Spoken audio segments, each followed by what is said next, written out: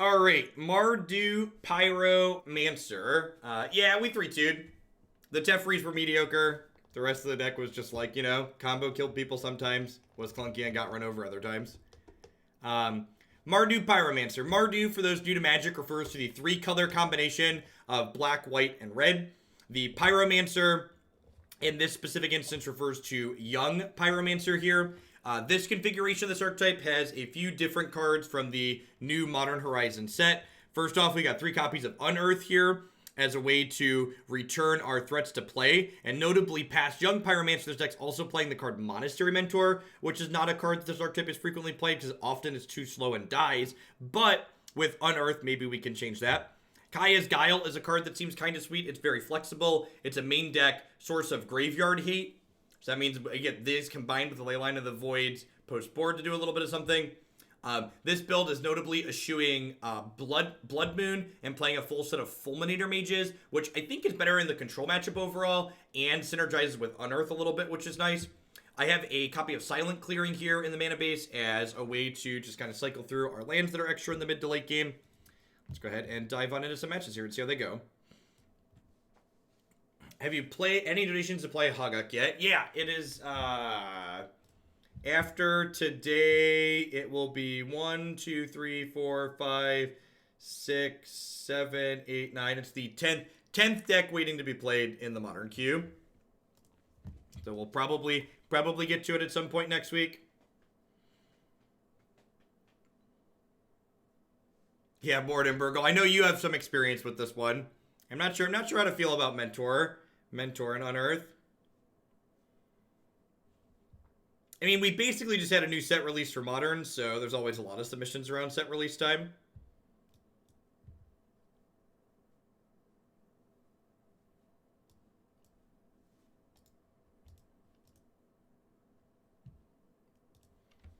Do I want to looting? Yeah, I think I do. I have an extra looting and something I can discard here. I have more than enough lands now. Get rid of that as well.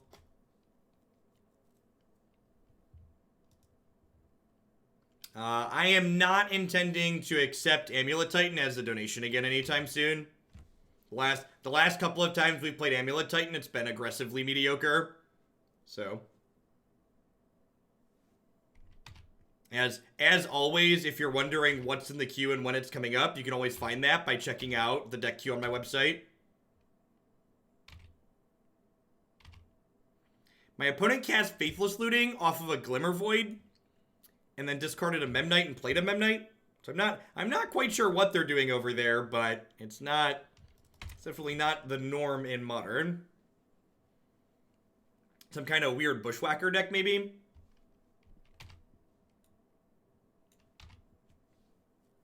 So the way Glimmer Void works, this doesn't trigger until the beginning, only at the beginning of the end step. So if I had Fatal Pushed the Memnite there, my opponent would still have kept their Glimmer Void. Yeah, they could be working with the Goblin Engineer card. Is probably a reasonable conclusion.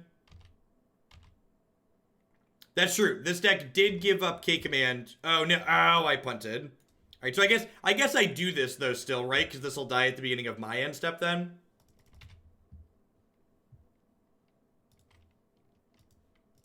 I mean, that's not really true, Inner.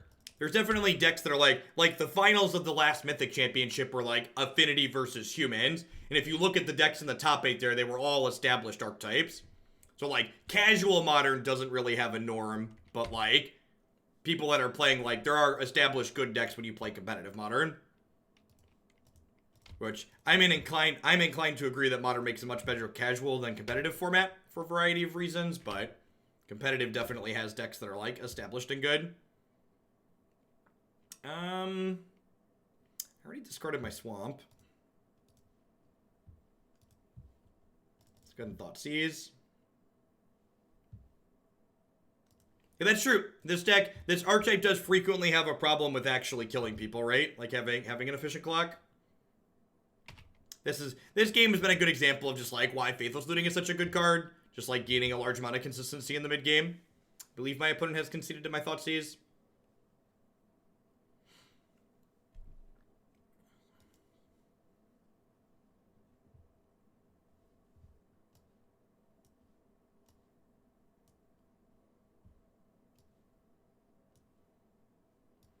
So I think I want to bring in all these various pieces of spot removal. They are likely a creature deck. I know they conceded to Thoughtseize there, but I would be surprised if Thoughtseize is good against whatever it is they're doing. Sorin Solemn Visitor actually might be okay here if there's something somewhat aggressive, just because it gives us a bunch of life. I'm not sure Collective Brutality is something that I want to be playing. Maybe some of these Unearths go. I don't think this is a Leyline of the Void matchup.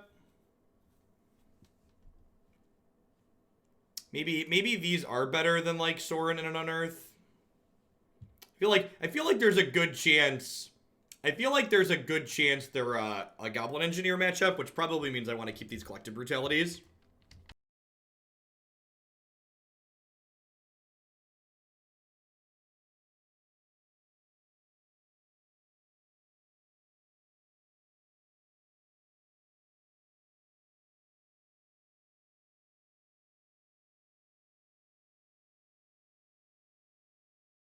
So, because this deck is a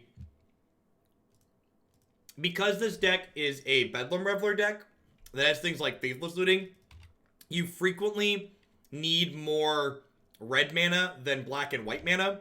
So I thought it made the most sense to play the black-white filter land because those are the colors we're going to have excess of most frequently.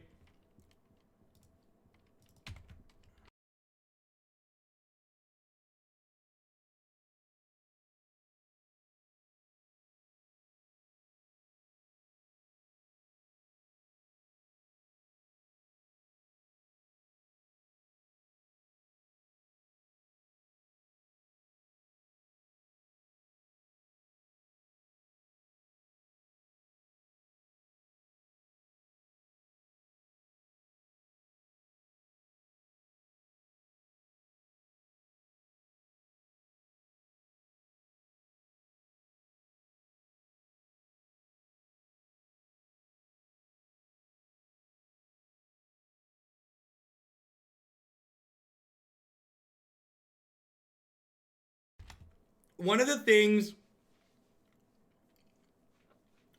I'd encourage people to take with a grain of salt is you see this happen every time there's even a small change in Modern, especially on Magic Online, is that on Magic Online, it's much easier than in paper. It's much easier than in paper to have your deck turn into a different deck. So I think people tend to overreact in terms of how much things are changing because people are frequently going to be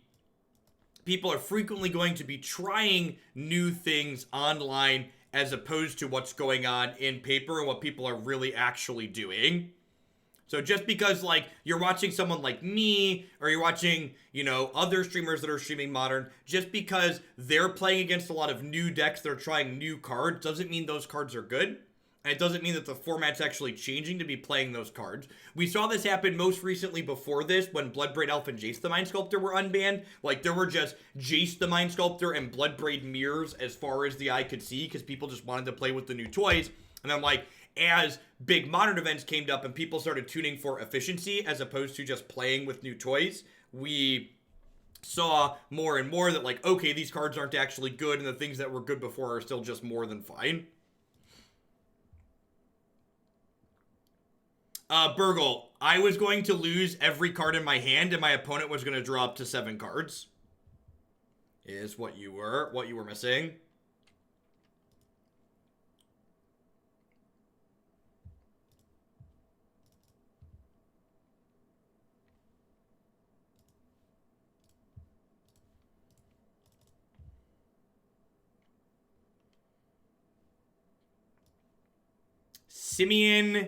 Simian Spirit Guide. Yep. That's a card. I think I'm gonna take the Galvanic Blast here. My opponent's hand doesn't do a whole lot.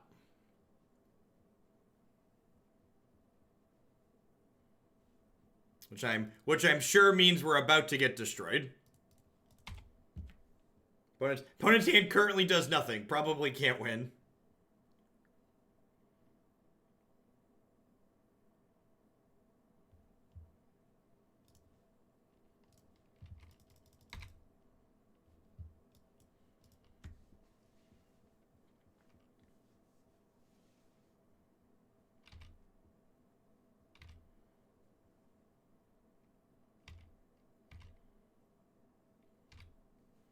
So they have Simian Spirit Guide, and then one card I don't know. Is it time for a Grey Ogre? I think it's time for a Grey Ogre. I'm actually going to go ahead and bolt this. Because, like, if they untap and, like, or, like, they just have another Galv Blast and they kill my Kambal, we're actually going to die pretty quickly to the amount of power they have in play. So, we'll play some Chicken Noodle Soup for the soul here.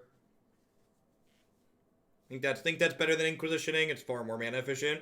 My opponent's playing a Narset Days Undoing deck.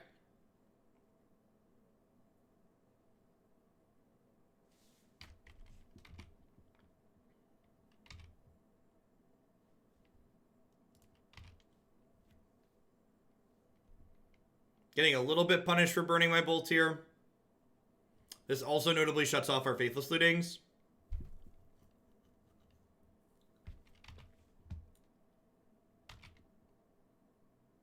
Yep. Can't Inquisition that one. No. No siree.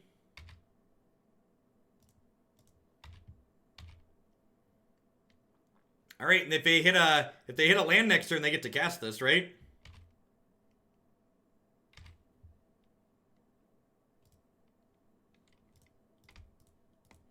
I mean, their deck's probably really slow and awkward against, like, good linear modern decks, but, like, we're not playing a good linear modern deck, right? We're playing this clunky, slow, fair deck.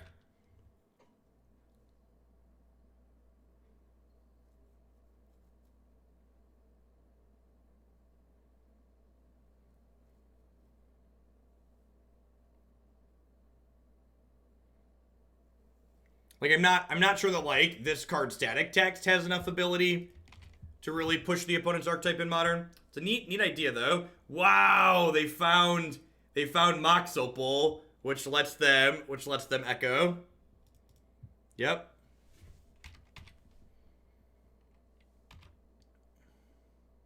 And Echo doesn't even end their turn, right?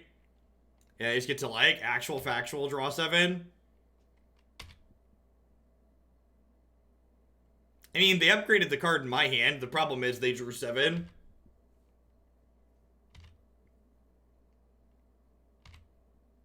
Yeah, so, like, this is the real question, though, right? Like, they're doing this, but, like, so how much of this is, like, how much of their deck is, like, actually good cards? You know what I mean?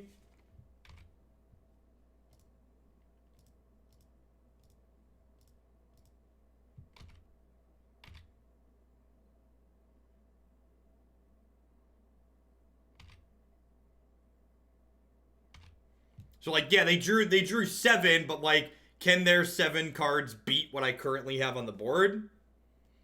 Like, we're kind of waiting to find out that. Do I just, like, wear their Springleaf Drum? Do I just, like, take them off of mana? Is that crazy? I think I just take them off of mana, right?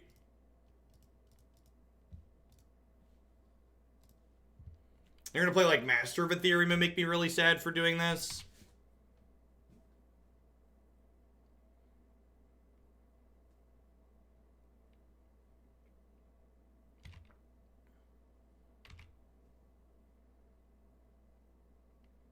I mean, if I leave them the land, the problem is, if I leave them the mana source, the problem is next turn, they could play a land and then Narset plus Flashback Echo.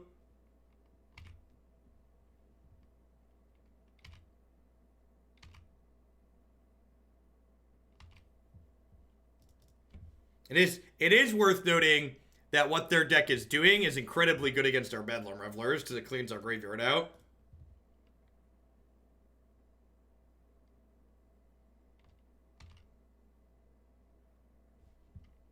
I think they play Urza. I have no idea. All bets are off. They could be playing literal anything.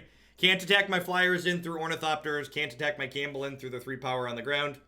Worth noting here, my opponent does have a limited number of non-creature spells they can cast thanks to Chicken Noodle Soup. They've got 5 more non-creature spells unless they kill Kambal. Sai's actually really good here, huh? He's going to start powering them through their deck. That being said, we're thinning most of the land out of ours. Although I guess these fetch lands technically just keep getting shuffled in, huh? Oh, there aren't that many lands to actually fetch in this deck. Holy crap, we just drew the last fetchable land. Oh, Magic sucks sometimes. I guess, oh, we have mountains, right? This doesn't get mountains. All right. There's still mountains in our deck. There's still mountains in our deck. I forgot that this doesn't show me mountains. We've got 2 mountains. I'm saying there's a chance.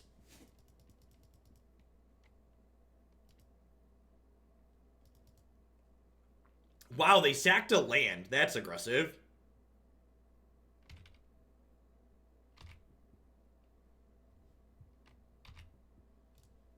I would like to trade.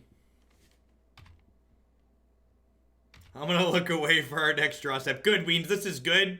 We can scientifically determine if you're making us unlucky. 8, 4 more spells. Use them wisely. Would love a Lingering Souls. I can actually cast Bedlam Reveler for 7 mana next turn if we hit it. Dr. Dre says...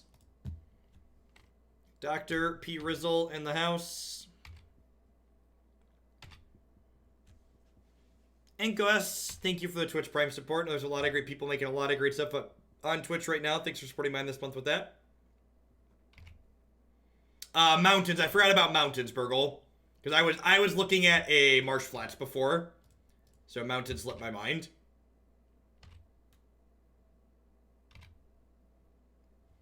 Kambal here. Whenever my opponent casts a non-creature spell, they lose 2 and I gain 2. So he's slowly whittling away at their health total. Hold the lands for Faithless Lootings. Yeah, I guess that's probably smart. It's more relevant than thinning.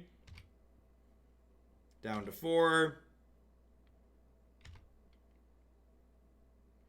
I mostly wanted to get to 7 so I could cast Bedlam Reveler with only 1 instant or sorcery in my bin.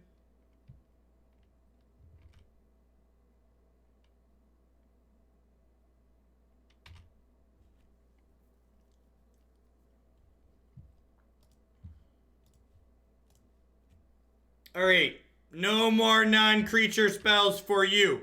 Come back in 1 year.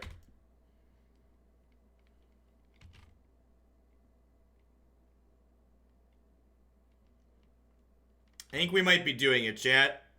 I think we might be doing it. Nah, no way. No way. I don't want anything funky to happen. I just want to lock them off of... They know... they saw the bolt, Burgle. They Mishra's bubbled us, so they knew it was there. So I just want to, like, cast it while it's guaranteed to put them to 1.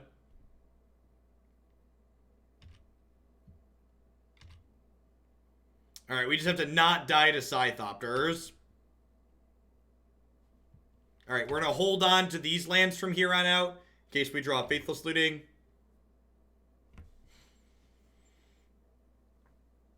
Yeah, opponent letting us know who's boss with these Ornithopters.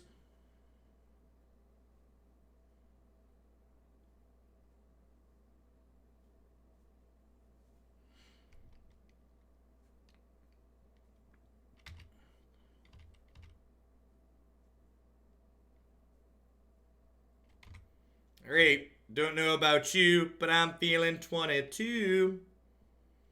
Do-do-do. Hey, we did it. We did it. We did it. Hooray. Big boy Reveler.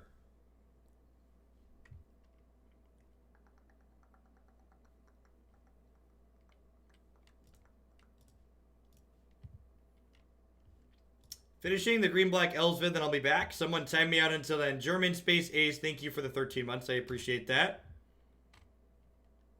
Digging for burn spell here.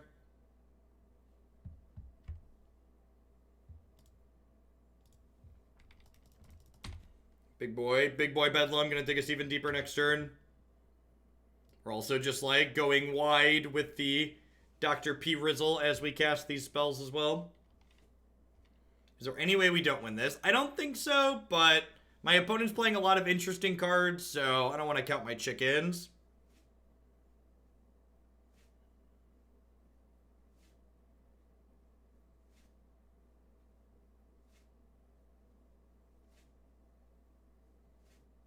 Opponent agrees, apparently, that there's no way we don't win this.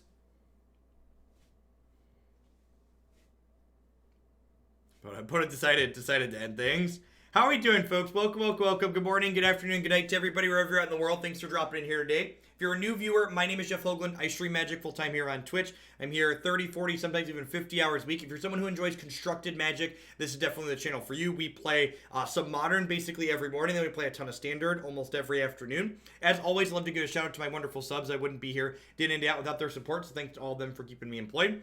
I also like to plug a couple of my sponsors here really quick. Felix Grays is a new one that we added this week. They make these wonderful glasses that are on my face here. Not only do they do prescription lenses, but their lenses are blue light filtering lenses. So if you're someone like me who spends a lot of time in front of the computer, they help with eye strain, which is very wonderful. Check them out using my link bit.ly/Google Glasses. You can bump a deck in my queue by 20 points if you pick up a set of glasses from them using my link. Chewy sells thousands of different pet products that you know and love, and they would love to get them sent to you on an auto ship schedule that fits your needs. If you check them out using my link bit.ly/Google Chewy, you can save 30% on your first auto ship order there with them.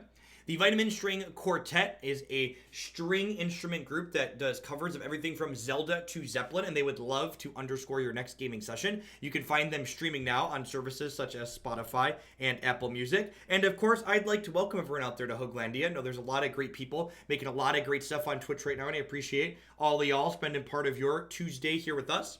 We are 1-0 after beating a particularly interesting blue-red Days Undoing Narset deck with our Mardu Pyromancer, or looking for the second match now. Remember, if you are a new viewer and you're watching for the first time and you're enjoying the content, make sure you hit that follow button. It doesn't cost you anything. It lets you know when I go live and with what. Hey, Jeff, YouTube watcher, checking on my sub streak. Really excited to time someone out. Soon, God Emperor. Soon. What matchup is Sorin for? I'd imagine he's for the aggressive matchups where we want to gain life, because his +1 notably gives lifelink. He's also okay in the mid-range and control matchups because he does generate multiple creatures.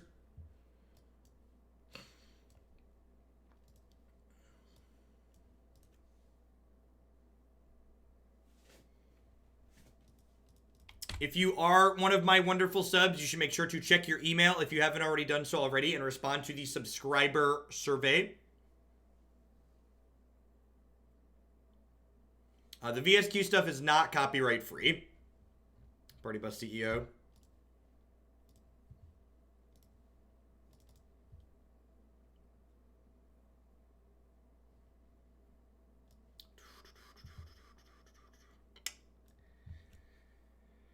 Huh.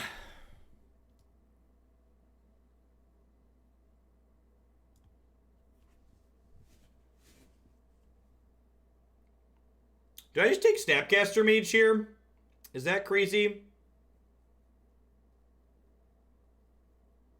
I don't think I really care about the Blood Boon too much, right?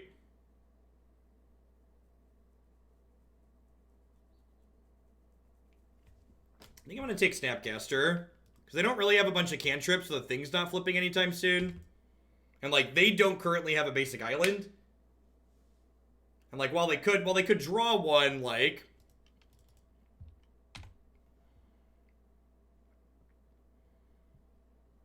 I'm going to cast this Faithless Looting before I play my land for the turn, because if I hit a basic, that'll dictate what I want to do here. I'm going to discard this Mountain and... this Arid Mesa, and I'm going to play the Bloodstained Mire out here. I think prioritizing getting black mana first is ideal. They could go Island Blood Moon me this turn, which could make me a little bit sad. They are not Blood Mooning me this turn. Sweet. That means this Blood Moon is basically irrelevant.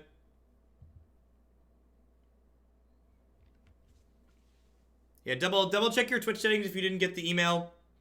And check your spam folder as well. If you didn't get the email and you still want to take part in the sub survey, you can do so by popping into the subscriber Discord server and finding a link there. Grab a Swamp with this. I'm going to grab a Plains with this Marsh Flats. Do I want to Collective Brutality? I don't think I do, actually. I think I'd rather just Faithless Looting Flashback and, like, dig through to an answer for this. Kaya's Guile or Fatal Push, both good draws. This is pretty mediocre. I think I'm going to hedge on keeping Yeah, I don't think Brutality really accomplishes a whole lot here. It is not a Zintoth.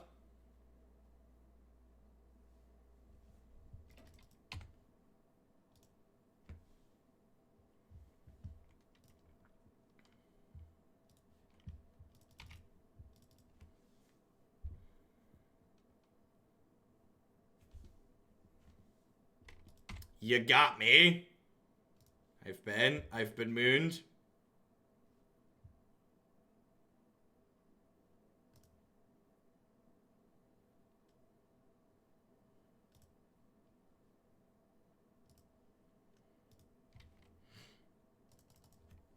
So I'll lead on this, which will probably elicit a bolt out of my opponent.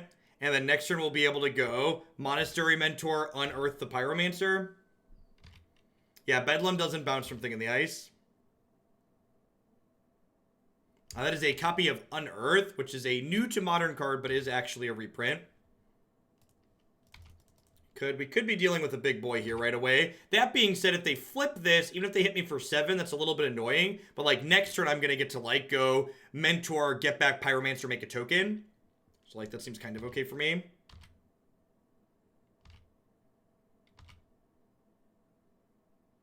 Maybe I'm supposed to cycle that. I can see a world where I'm supposed to cycle that to dig for an answer to this.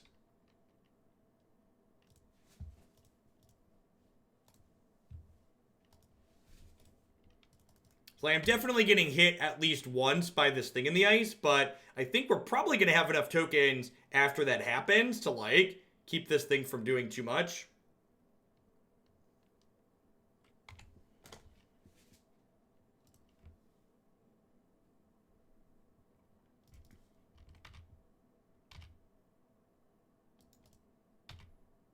I am not going to be doing a full day of Modern, Mikey. I'm going to be doing 2 Modern Leagues every day to start the mornings.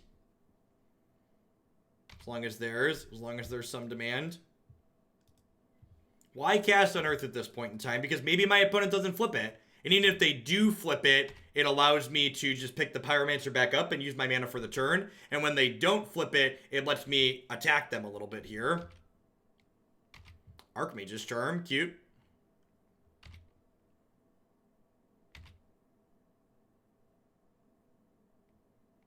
Yeah, I have to make my opponent feel like they need to flip the Thing in the Ice.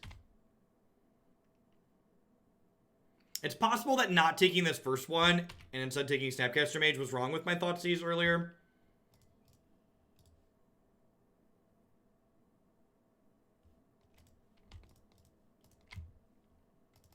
So obviously we're going to be dead if they chain together a bunch of spells here.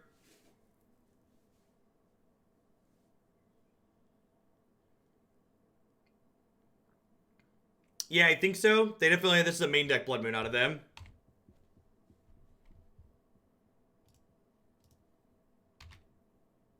Is there a spell that makes Changeling tokens? I don't think so. But I'm not super familiar with everything out of Lorwyn block.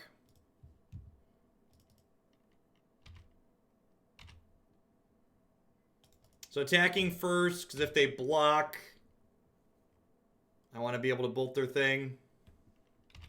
So let damage happen first.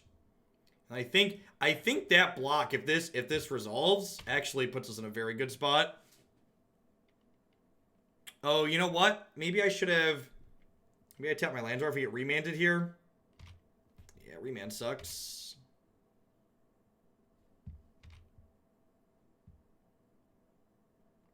I think I'm just on the hope they don't flip their thing plan. Can't beat that. I'm not gonna play around it. It's just jam.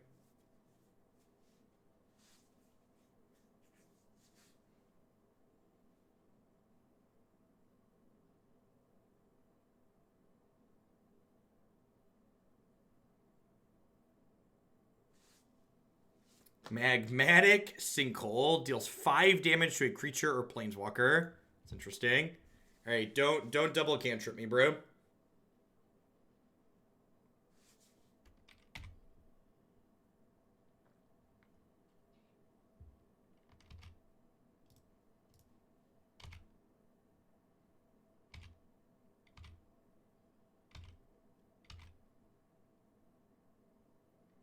If they don't block, they're dead, right?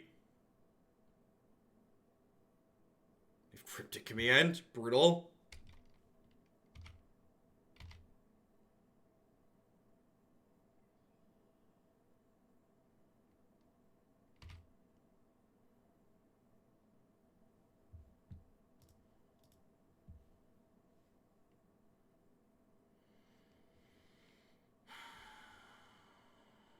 Yeah, I think I have to play the Bedlam Reveler here.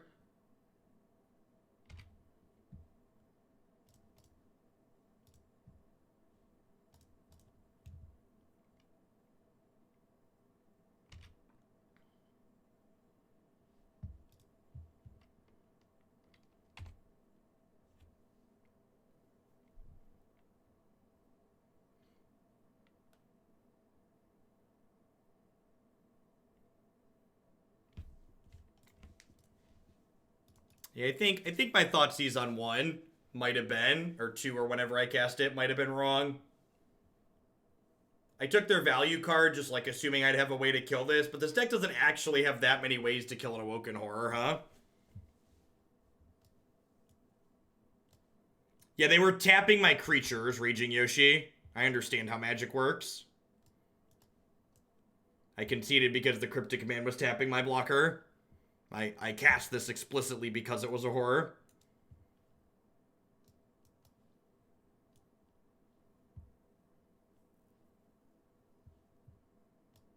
Lightning Bolt's pretty mediocre here.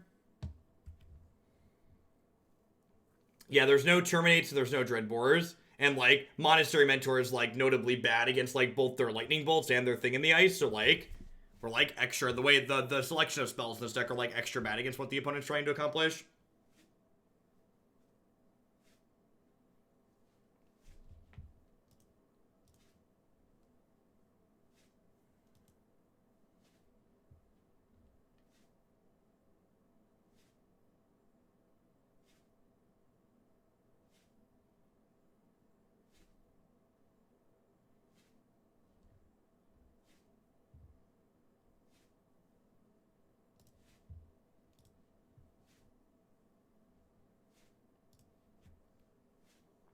Discard spell, removal spell, all of our basics.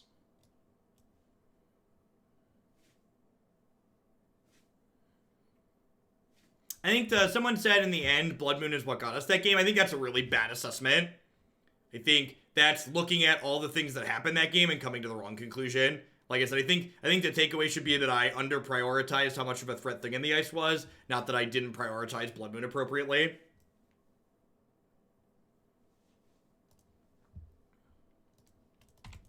This card's bad against Remand, too. Once upon a time, flip cards had a converted mana cost of 0 on the backside, yeah.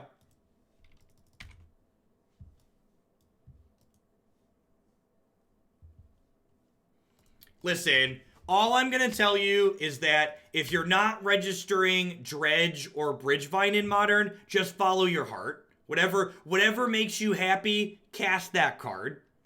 If casting Teferi's Puzzle Box brings you joy, you cast all the Teferi's Puzzle Boxes to your heart's content, okay? Don't let me or anybody else tell you your fun deck's not good enough. If you're playing to win, you're probably playing a busted graveyard deck. And if you're not playing a busted graveyard deck, just play whatever you want.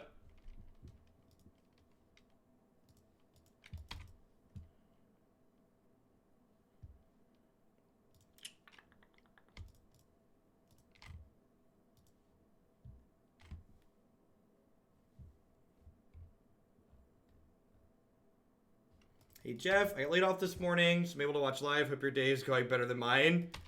That's rough, Kiki.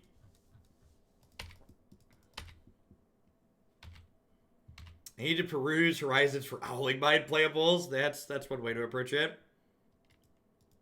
Maybe I should have just looting there to start flipping cards over into my bin, so I can like jam this Bedlam Reveler.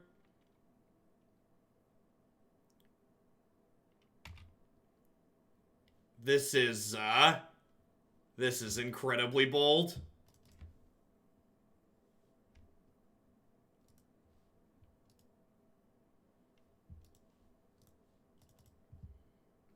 Have not drawn or cast Gaia's Guile.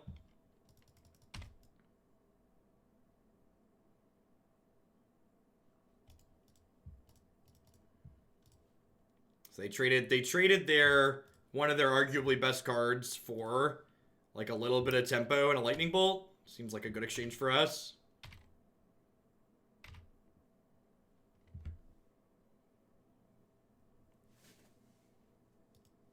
I think I'm actually just ditching this here. I think I'd rather just have the land. Because next turn... Oh, I guess I was thinking I'm going to be able to unearth this, but that's not true, right? That's fine. I can cycle this. I honestly might just discard it to Bedlam Reveler next turn. I've got 1, 2, 3, 4, 5, because Anger's going to exile.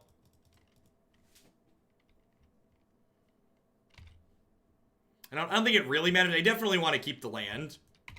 If they had like a thing in the ice, I'd be sad that I didn't keep the Fatal Push. Second Bedlam, gross.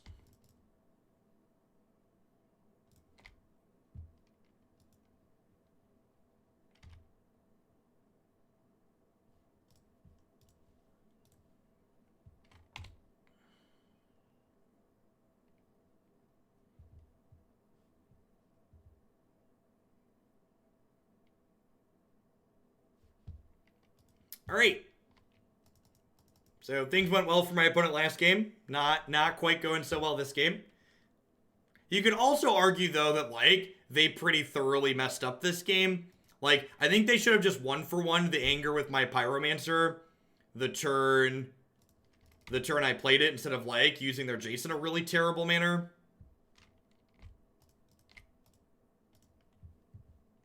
I'm not convinced that this card is good. I feel like the way Modern works as a format, I would be very surprised if Unearth is better than just playing Kolaghan's Command. Because, like, in my experience playing this deck in the past, one of the really sweet things about it is the ability to grind with Kolaghan's Command and Bedlam Revelers.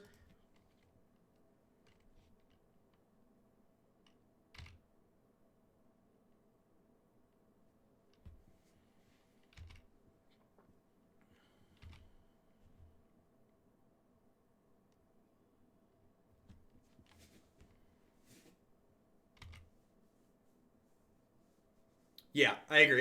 At least Mentor kills them. The mono red prison deck was good.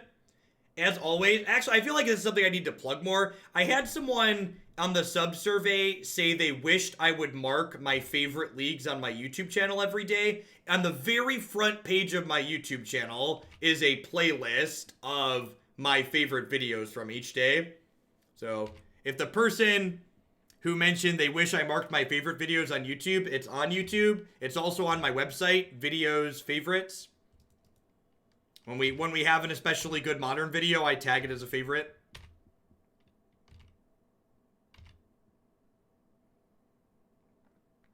I feel like Unearth could be reasonable in a deck that's doesn't have access to Kolaghan's Command due to not playing red mana, but I feel like those decks are frequently going to have Kolaghan's Command mana.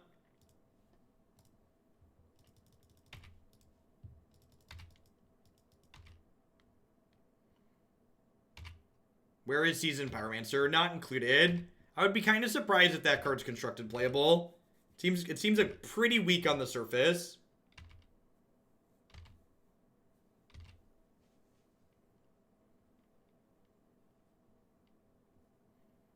Yeah, maybe an Esper deck, but again, like, Esper Shadow's not really an established deck in Modern. There's probably a reason for that. Now, maybe tools like Kaya's Guile and Unearth help push it up a little bit.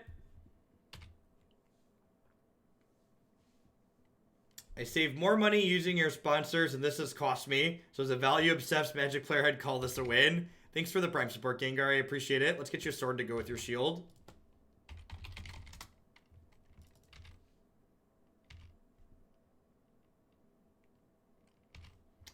I'm going to go ahead and cycle this Unearth.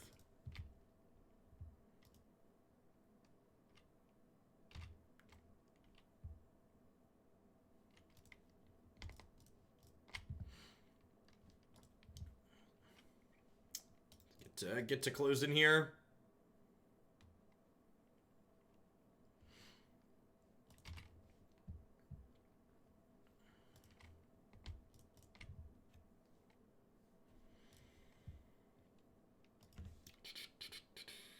I'm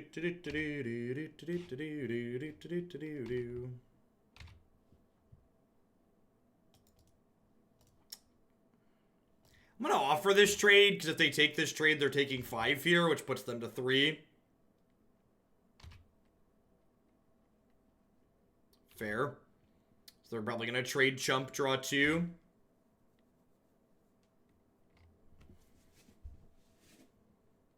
Blue Moon. Blue Moon definitely seems like a neat shell for Archmage's Charm. Or maybe like blue-red Breach could maybe be an okay shell for it. Get yourself a combo so you're a real modern deck. Real modern decks have combos, chat.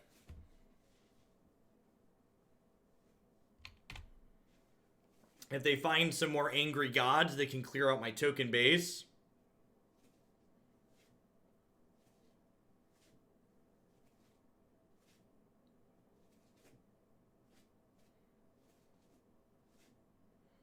Combos and curves. Modern decks don't necessarily have curves so much as they have just a bunch of cheap spells in them.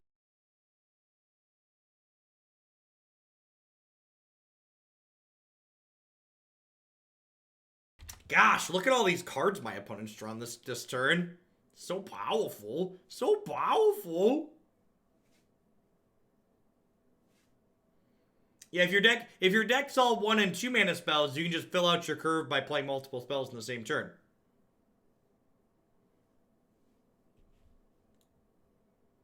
Yeah. Yeah.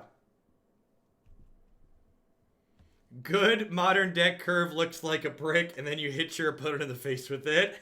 We're 1-0 in this league, and we're down a game in this match, but this game looks to be going okay for us.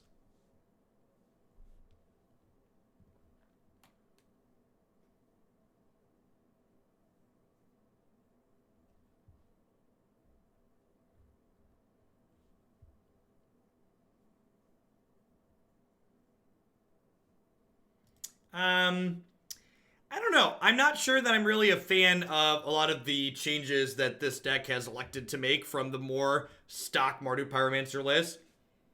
Like Unearth, I'm not convinced that Unearth is better than just playing Kolaghan's Command. That card's really good at grinding value. The lack of Dreadbores or Terminates is probably questionable in this 75 as well. Kaya's Guile is a card that we haven't really cashed yet, so I don't really have a good opinion on so far. I'm going to keep this, I guess. Faithless Looting, Lingering Souls, Red Land, kind of hard to pass up. Obviously need a black source, but we're going to get like 2 draw steps and... Sure. Sure.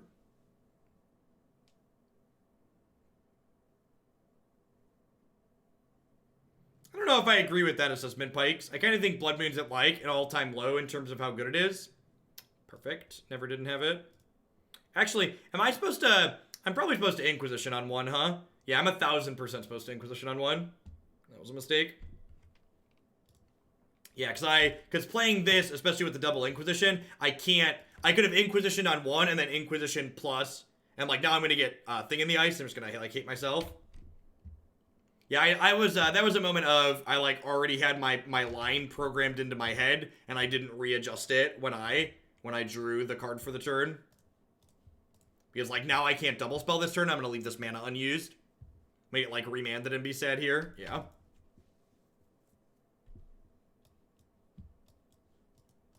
Yeah, I'm inclined to agree with that, Burgle.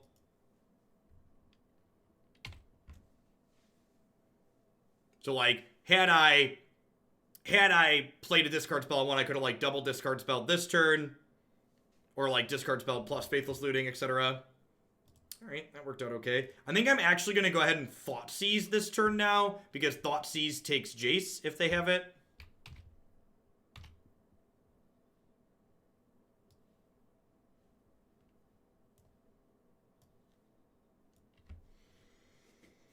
Man, I messed up.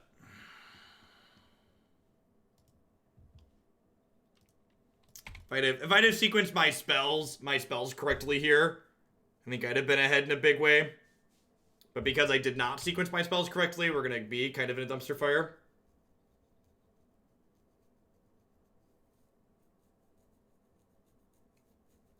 This game was a good example of bad sequencing leading to putting us in a bad spot. We're not guaranteed to lose, but we're going to be playing from pretty far behind at this point.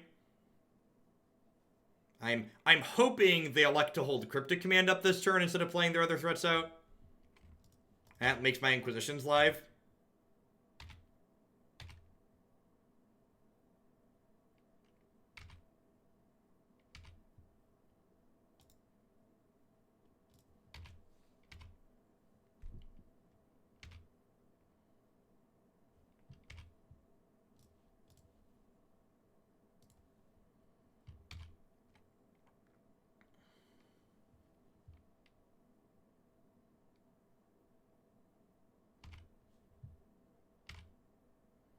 Alright, so like they get their like 2-for-1, but I get a 1-1 out of it. And then I get to Inquisition away their thing in the ice here.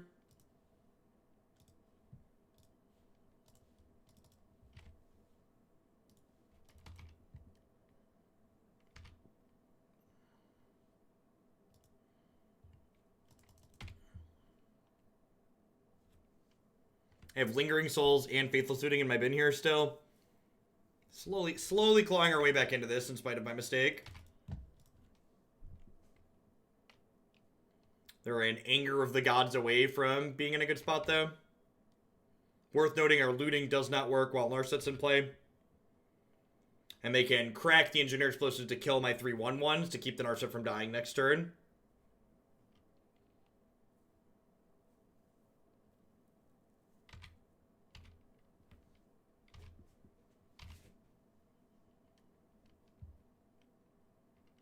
We do technically get to discard 2, you're not wrong. Hey, Zach, good morning. Congrats on your play design team spot, by the way. Hope you have a good move out there. Play design is one of the best things to happen to Magic, and maybe ever. And it's great to see them picking up people like yourself that are just like great minds for building decks.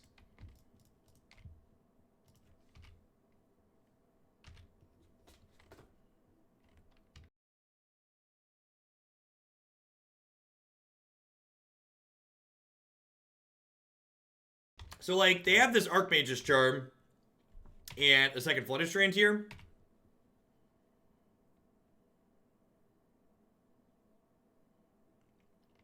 Lingering Souls is not bad. I'm going to go ahead and attack. They're at such a high life total, I'm going to be conservative and send both of these at Narset.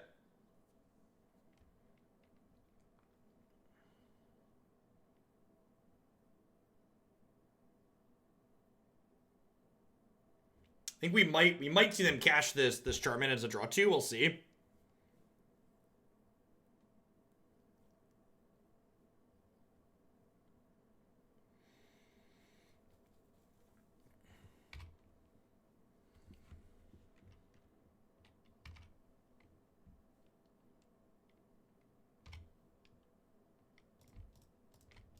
All right. I think we just do this and pass. Because, like, even if they charm this, like, I definitely want to hold the second Mentor in my hand because my opponent's path back into this game definitely involves an Anger of the Gods. So holding this back lets me have something to play as a follow-up should we make the gods very angry.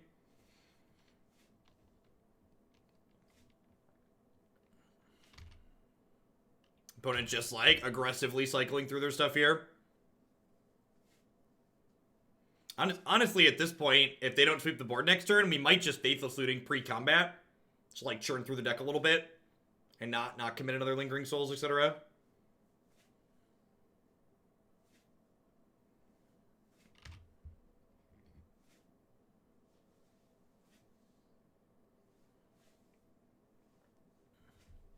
They fetched another Flooded Strand. It's a Prismatic Vista. They went bottoms up with that last one, so that bodes well for the home team. Jace the Mind Sculptor, yep. They're sculpting our minds. More Mentor, Mr. Silicon. Thanks for the 2.5 years. I appreciate it.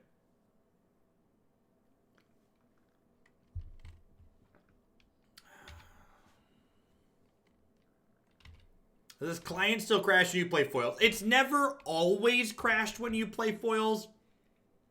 I think it flips a coin.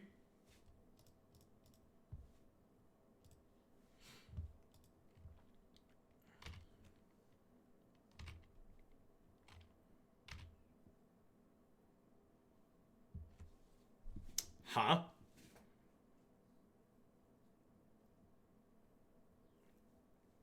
I think I just want max grind. I think I want to hold on to... Do I want this Engineered Explosives?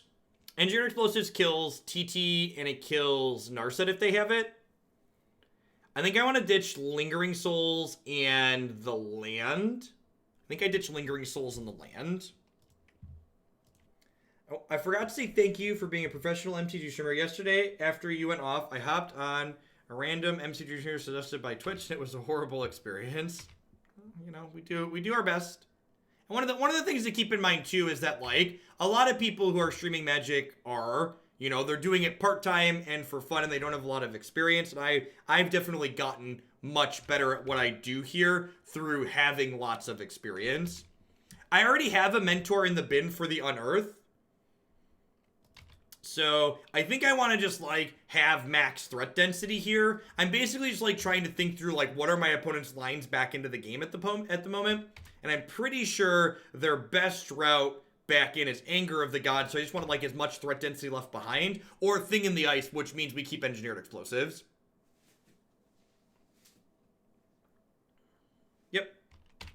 The gods, they are very angry.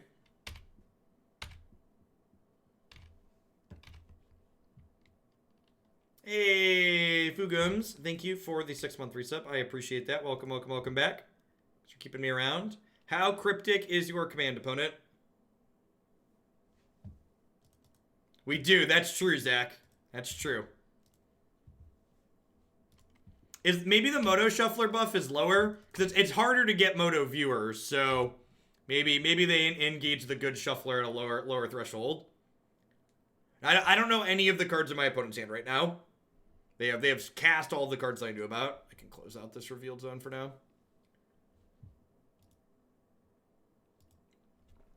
All right, so one thing to note here is my opponent has not played any copies of Snapcaster Mage yet, so I would not be surprised if we see a Snap Anger here.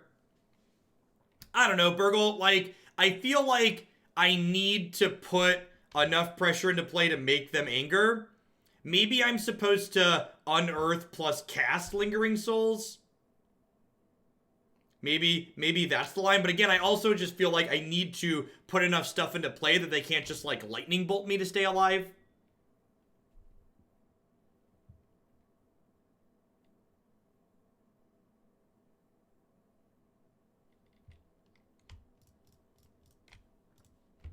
I think there was maybe an argument for Unearth plus Souls last turn to keep the second Mentor as backup. I feel like we're in a pretty okay spot here. If they play Jace the Mind Sculptor exactly, we're going to be in a little bit of trouble, but they've already played one Jace, and I feel like there's a good chance they don't have that many copies of that card, especially fitting in, like, Archmage's Charms and, like, Cryptic Commands and stuff. Like, there's only so much room for, like, clunky, slow things in Modern.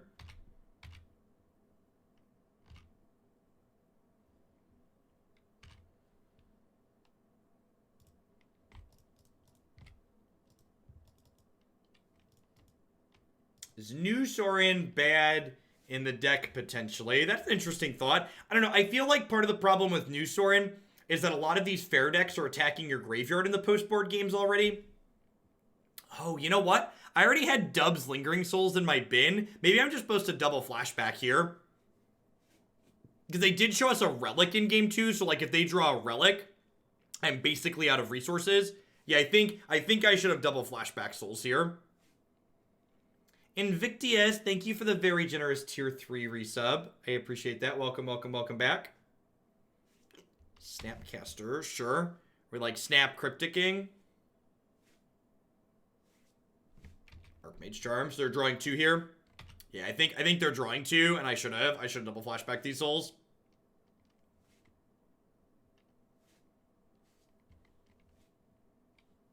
You have gained control of my vampire, friendo. The vampire hath been gained control of.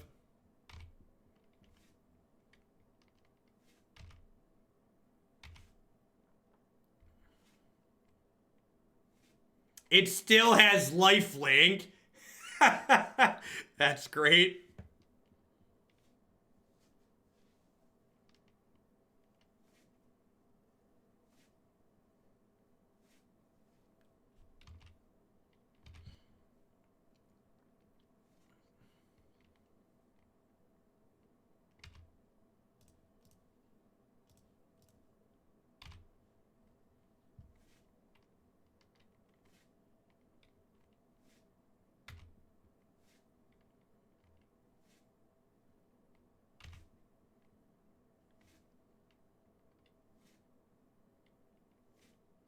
Yep.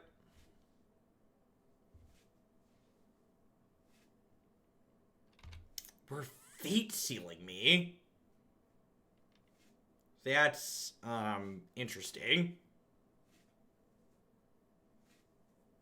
I think I'm actually gonna fatal push the Snapcaster Mage and plan to jam this Bedlam Reveler.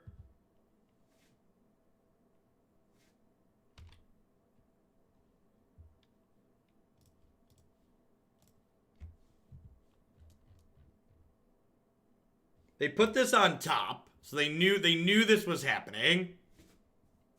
Like, they're saying, I'm okay with getting Thoughtseize this turn.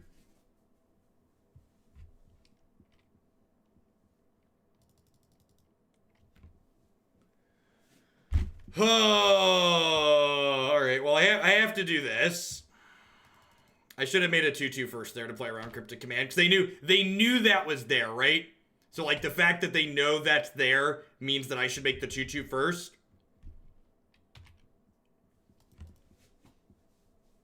I guess they were fate sealing mostly to play around Lightning Bolt. That makes a lot of sense. I mean, is this gas? Like, the Inquisition probably doesn't do much at the moment.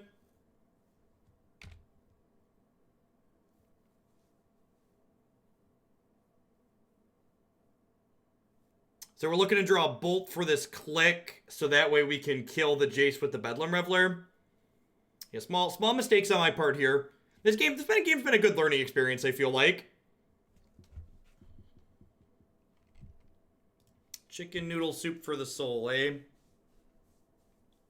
I think I just start hammering the Lingering Souls flashbacks here.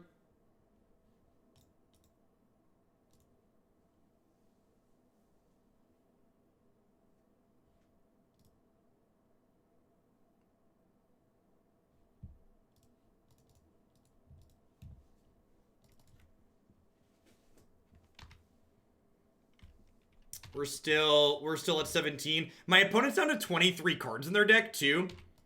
And I'm at 32. There's a chance my opponent runs out of threats this game as well. Do you have a bolt to finish off my Bedlam? Well, they only played one bolt so far.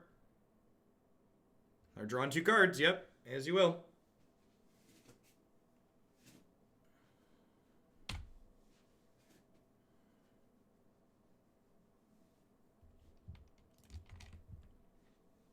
I hope they deck me too.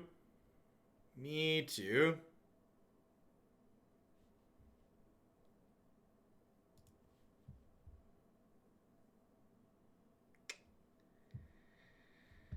Oh, I'm through most of my ways to kill that, huh?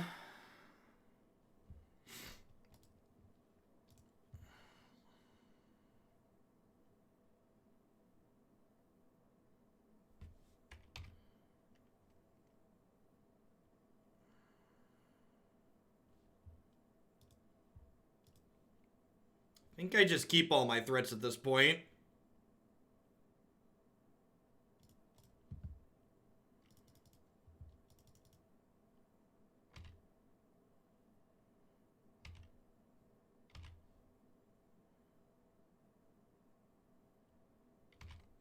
Let the snap cryptics begin.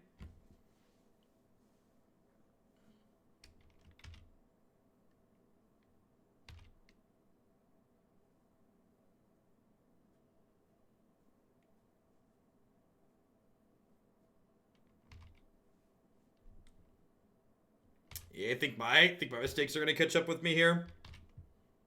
Although I don't know that we're really. Oh wait, really? They didn't. Huh. I'm surprised they didn't bounce their Snapcaster Mage. I guess if I have a removal spell there, they get blown out. Can they flip Thing in the Ice this turn?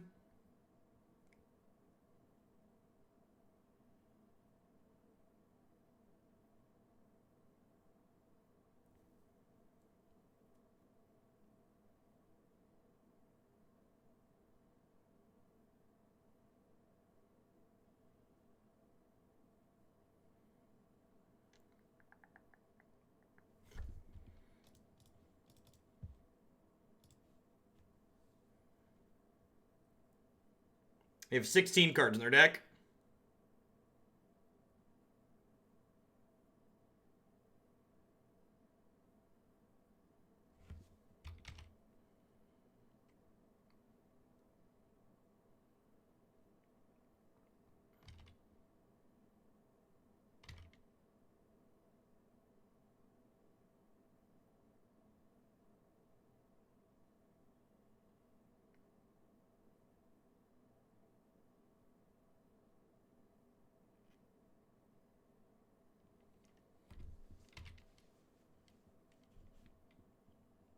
They're going to pop this in response. Yeah. All right, I think we're dead at this point. Oh, they bounced my Bedlam. Yeah, we're super dead. You know, I made some sequencing decisions early in the game that were bad, but honestly, the game went on so long that I'm not really sure that they ultimately ended up mattering there. The other thing was, like, I missed making a vampire token when I cast a Thoughtseize earlier, and I got punished with a bounce spell. Yeah, the opponent made a lot of good decisions, too. I also think there was a decision where, like, I binned a 5th land that maybe shouldn't have been binned because one of my big bottleneck that game was mana. So, like, if I would have had more mana to work with, I might have been okay. But again, I felt like a lot of the issues that happened in that game, too, came back to the fact that the way this deck is built, it doesn't feel very good. The lack of Dreadbore and Terminate, I essentially only have 2 ways, 3 with the Centured Explosives to kill Thing in the Ice. So if this deck simply had 5 or maybe even 6 ways to take a Thing in the Ice off the table, I feel like we would have been in a very good spot to win that matchup. So that was, I feel like, I'm not sure that my decisions would have necessarily changed the course of the game, but I also feel like I would have been in a better spot to make better decisions if I had better tools in my deck. There's a lot of little details around the edges of an archetype like this, and I feel like this deck's made a lot of poor choices in those details. Yeah, no K command either also has been a little bit mediocre. Yeah, I agree. Even if we just had like four ways instead of just 2. I think especially with like the advent of 3 mana Teferi and Narset being added to the format as things people are doing with some consistency, I think the stock in Dreadbore has really gone up. I like Dreadbore before those cards existed in this archetype, and like now the fact that those cards exist as well just makes it go even higher. It was the first modern deck I ever played. Blue-Red Delver Fairies.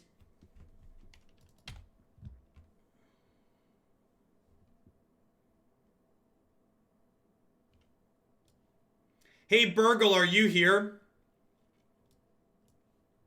Should I show them what I'm playing, or should I concede and board in my Leylines? So like this is an actual discussion about a tactical concession, right? So like I know how I'm sideboarding here because they're playing Dredge, but like I honestly think I'm supposed to concede. Our deck is such a dog in a matchup like this game 1 that I think we're incredibly unlikely to win. Our clock's basically non-existent. Their chance of not finding... They have Creeping Chill. Remember, the Dredge deck starts at 32. That's true. If they don't have a good way to get started, maybe we could be okay. Like, they just, like, find a Stinkweed Imp with the Shriek Horde and I'm done. I think I'm supposed to concede.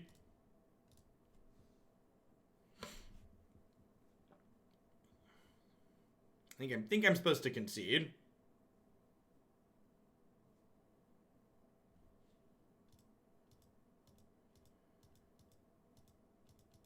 We also good concession. Wasn't gonna draw a land.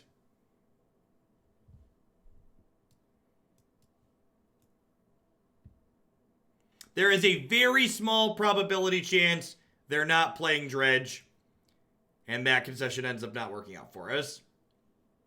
We've not played the new Bridgevine deck. As always, if you're wondering what decks we've played, you can always find everything we've played in the past on my website and my YouTube channel.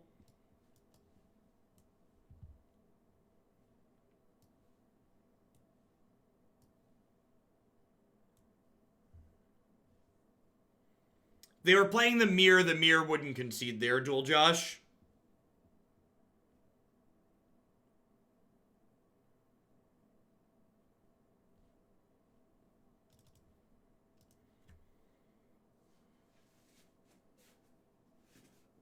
Is 6 pieces of graveyard hate enough?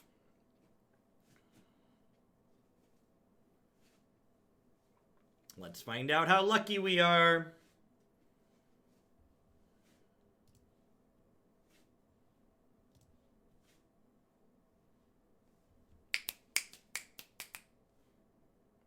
Hey, oh, how good would it be if they conceded on turn 1 this game?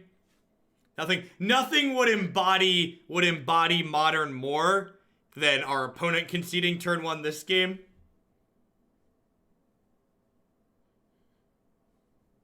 That would be truly, yeah, watch them have green force, just like destroy both Leylines and slaughter us.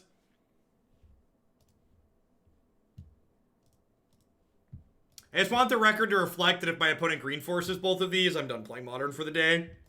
That's it. That's all I have in me.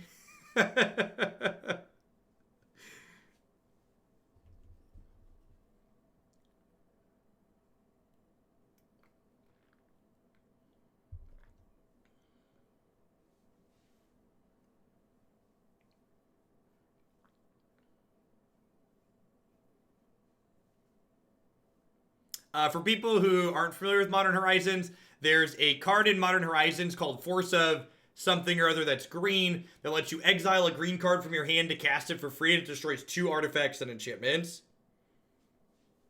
They're thinking, yeah, they're in the tank wondering if they should concede turn 1. I agree, Pikes. I agree.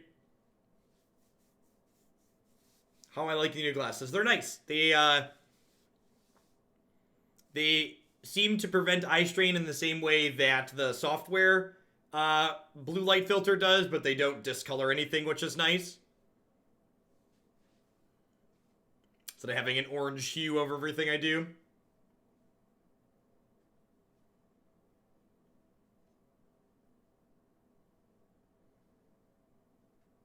Yeah, these glasses aren't prescription. They're from the new sponsor, Felix Gray, which is the exclamation point glasses command. They have blue light filtering lenses. So if you're someone like myself who frequently uses screens a lot, like many of us do in today's world, they're helpful for that. Woodwolf, thank you. Wolfwood, thank you for the 9-month resub. I appreciate that. Welcome, welcome, welcome back.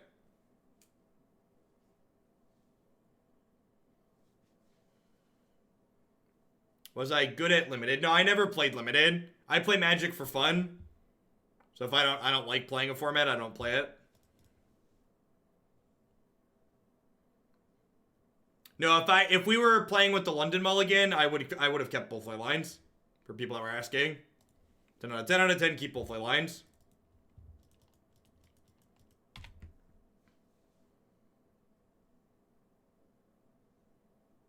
I don't think Angrath Rampage is an upgrade over Dreadbore. Getting to kill a specific thing that you care about is more valuable than getting to killing their worst one. So I elected to cast the Thoughtseize here because they just drew 3 new cards, so I wanted to try and tag a Nature's Claim if they found one. I'm going to take the Dark Blast here so a Young Pyromancer can live later. Ectomanic, long time no see. Have a new work schedule, so it's hard to catch you live. Be willing to play Urza Thopter anytime soon. I don't know what that is. As always, if you are interested in finding out if I'll play something, please submit it using the form on my website. Just, hey Jeff, bits and pieces of Archetype X doesn't really help me understand what you're wanting me to actually play.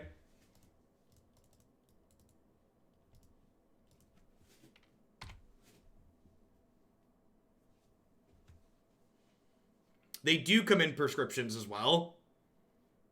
When you pick your frames out, and it gives you a select lenses option that lets you pick simple magnifying, just the blue light filtering like I have, or to upload a prescription file.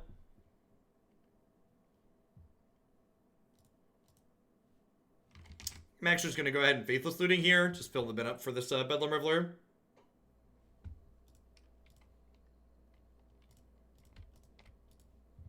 For a minute, I was like, why would Jeff give them a free dredge that I remembered by Leyline? Yeah, this is modern. This is modern Larynx. They just don't get to play Magic. Come on now. Come on now. You wanted to play Magic? You picked the wrong format. Get out of here. The glasses look great on you, that's all. Thanks, let it rip. Yeah, the frames are nice. My better half picked out the frames. I think they're the Kelvin, if you look on their site. Kelvin sounds right.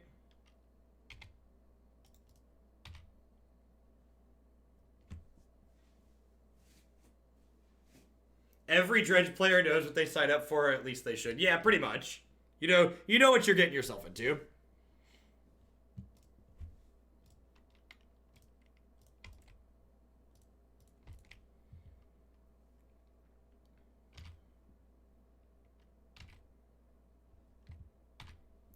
Dredge players everywhere are probably really upset that Bridgevine is popular, because, like, that just, like, reinforces that people need infinite graveyard hate.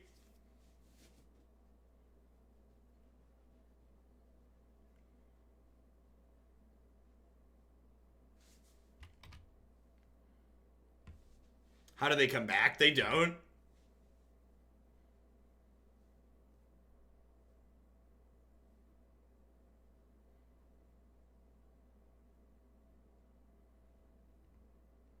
Alright, so now we just have to have 2 Leylines in our opener for another game, and we'll be good to go.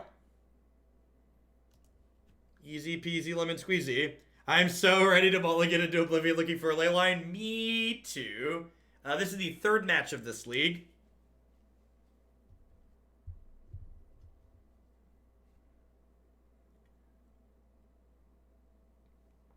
I have no idea. I have in-game chat disabled in Magic Online, just like any civilized human being would.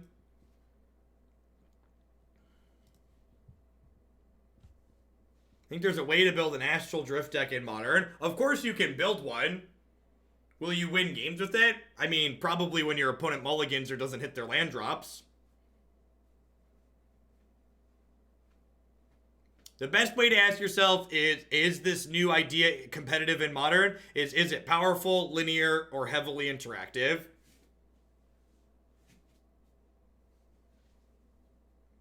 I really need new glasses to be able to see these spreadsheets. Luckily, there's a cool new sponsor for that. Yeah, I'm just trying to help everybody's eyesight while we focus on the old spreadsheets.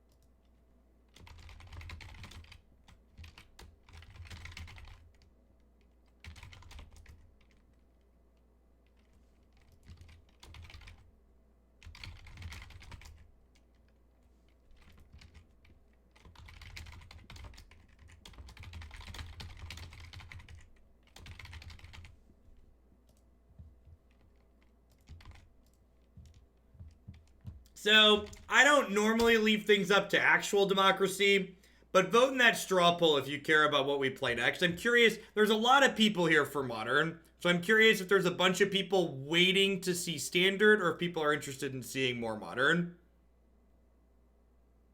I know there's a non-zero number of people waiting for Standard, but I'm wondering how many. No Leyline. Yay! Yay! Ooh, Kaya's Guile. Alright. Alright, this is it. This is everything I've prepared for.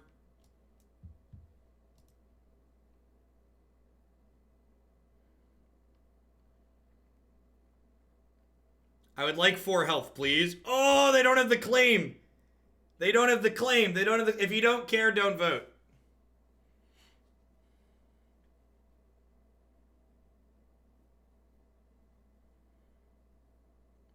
Why would you let non-subs have an opinion? If you don't care, just don't vote.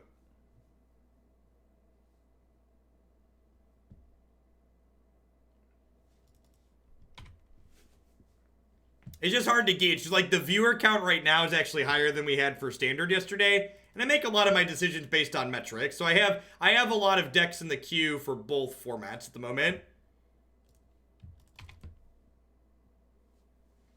If a non-sub has an opinion, does it make a sound? Not in chat, it doesn't. Not in chat, it doesn't.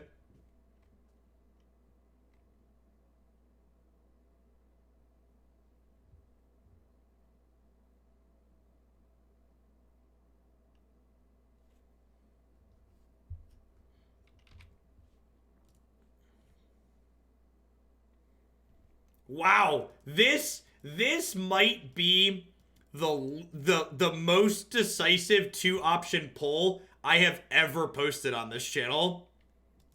Like, normally when we post a 2-option poll, it's like asking Christy what she wants for dinner. It just doesn't tell us anything. This is like, there's a very clear we would like one more Modern League.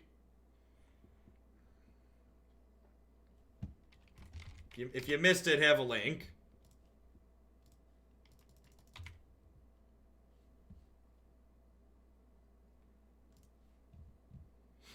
For the record, we're definitely going to play Standard today. We're not doing all Modern. I want to practice the Naya deck a little bit more in Standard.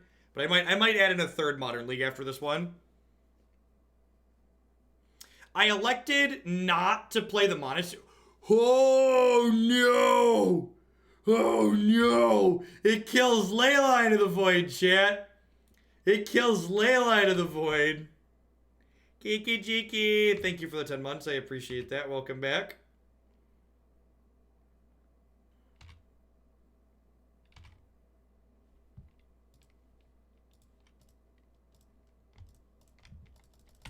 The sub-survey, as of the first 500 spot responses, have a good amount of people that enjoy modern content to a degree too. This is one of the most important questions for me on the sub-survey, which is like, which content do you give me money to make? And like, there's still like 70% of the people giving me money that voted are doing it for some modern content. So doing a little bit of extra modern is probably fine. The Arthouse spell does not hit enchantments. Sacrifice a creature, exile cards from graveyards, gain life, make a 1/1.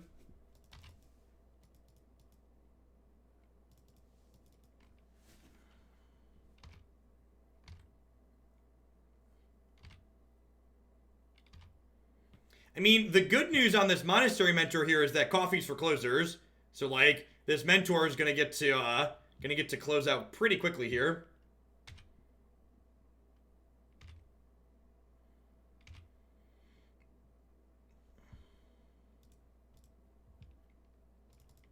Yeah, they need another land to start taking the Blast Zone up. That is also true.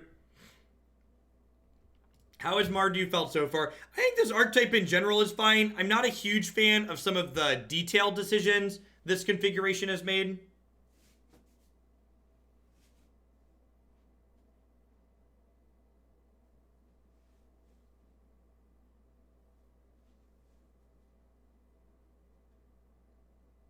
Let's bump Naya Landfall for the next league. Sounds good, Paris. Thanks for the biddies. That might be a Renin 6 deck that's not disappointing, so that's exciting. Yay! We sideboarded them! We're so good at drawing sideboard cards. Whoop! Thanks for the 19 months, Quillman. I appreciate that. Welcome, welcome, welcome back.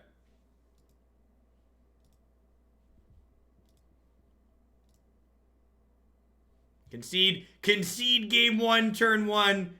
Find sideboard cards and open it for the rest. I've only voted against sub-only chat because I missed the timeout bloodbath. Yep. Sub-only chat's not going anywhere. 95% of the subs thereabouts say they prefer it or are indifferent, so.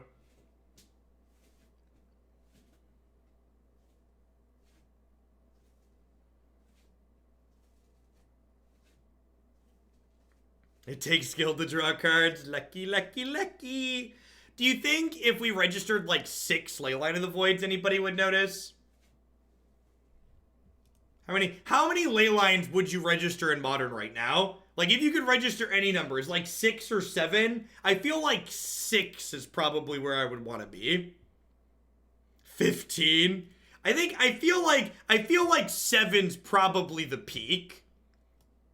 I'd have to look at the math on like what your odds are to have it by 5. But I feel like my stomach says 6 is probably ideal.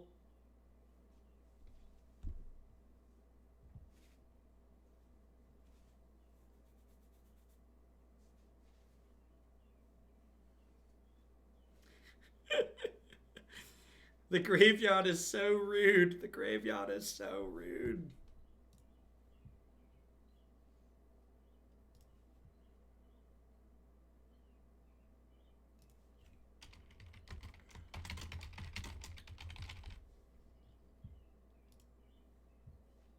All right, we're gonna add Nile Landfall in after this one as a third Modern League.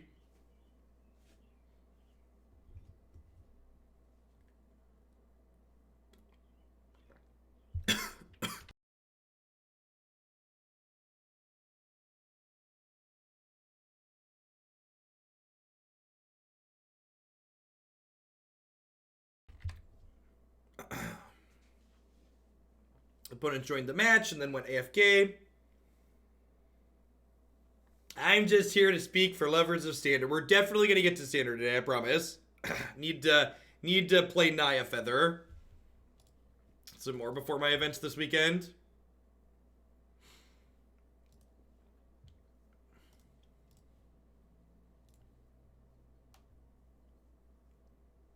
What was the first deck we played today?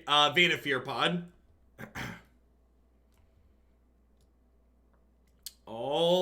Alrighty then. Bit of a brew there on the opponent's side. Is Naya Feather getting another line? No, we're going to stick to the 23. Looks like Esper Shadow here.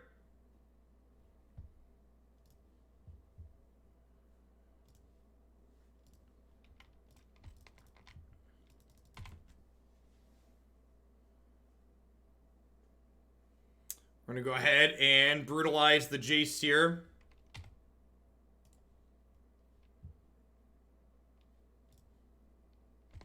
I'm going to hold on to the Faithless Looting for now, because I don't really have anything in my hand I want to get rid of just yet.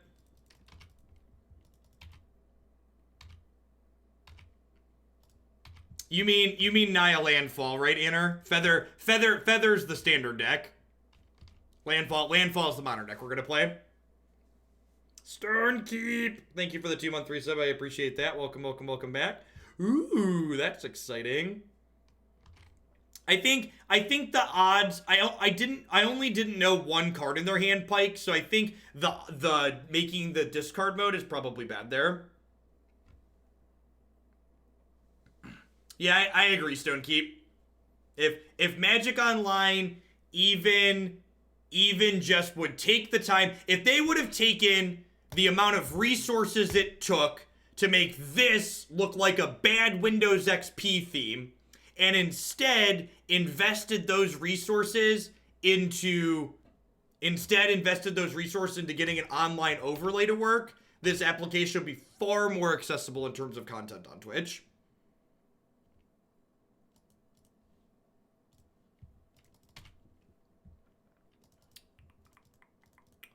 So their hand right now is 2 double white cards and an island. Nice mana base.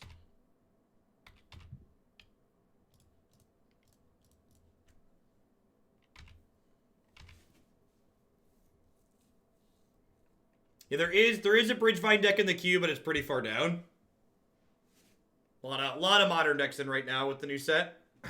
And again, this is another matchup where the selection, yeah, they don't even need to do the work on the overlay themselves. They just need an output.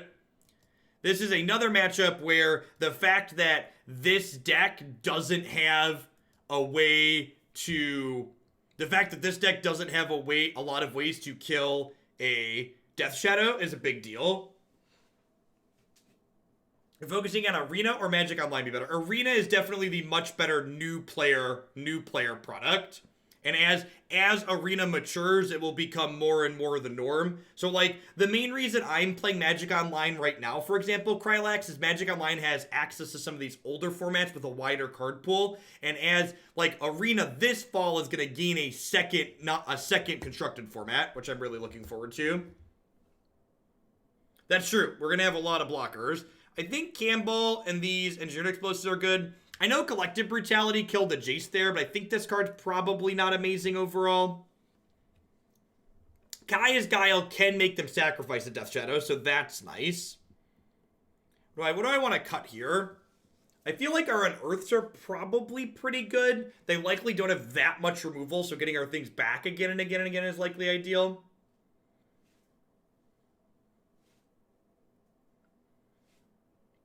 Pauper's not always supported on Arena, though. So, like, when we get a new non-rotating format in the fall, I assume we'll get another constructed event or a ranked queue for that new format. So you can play it on demand all the time.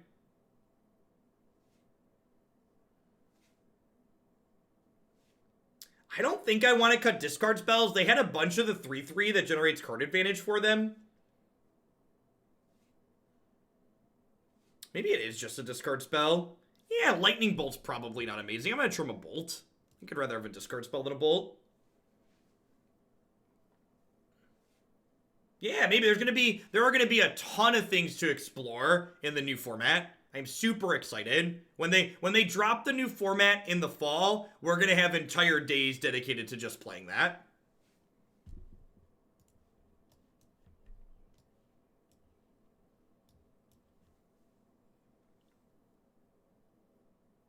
Oh, why does my fair deck lose to graveyard hate? Why does my fair deck lose to graveyard hate, chat? Who thought this was a guy? I forgot about this feeling.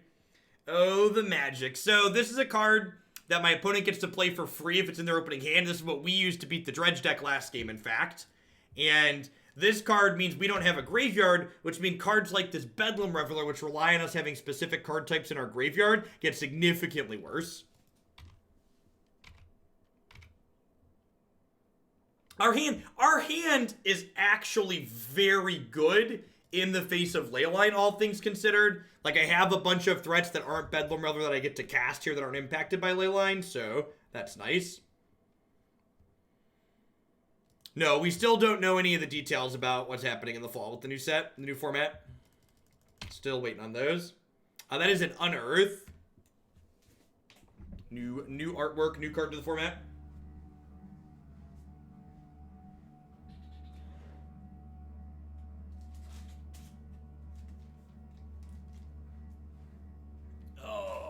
Me, look at that. They're helping us make our way to this this Bedlam Reveler here.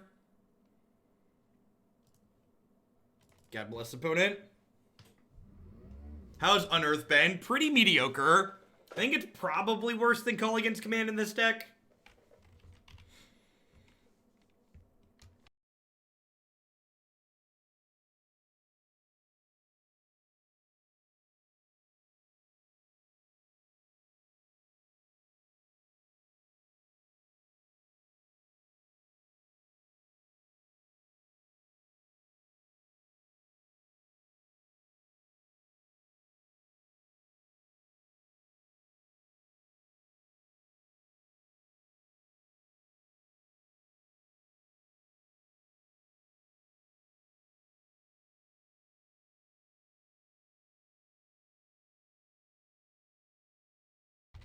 Hey, leave it E.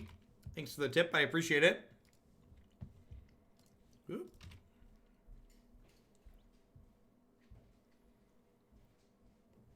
Let's bump Bridgevine up in the queue. Sounds good. Thanks for the support.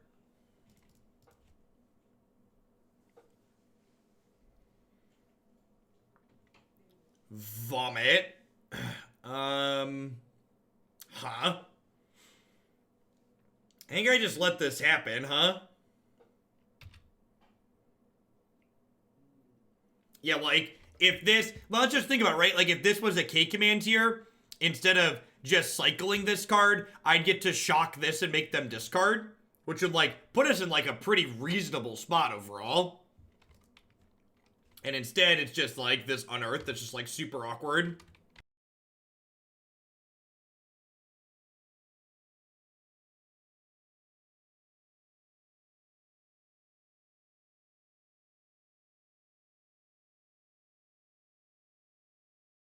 Another land here is good on the slow march towards casting 8-mana Bedlam Reveler.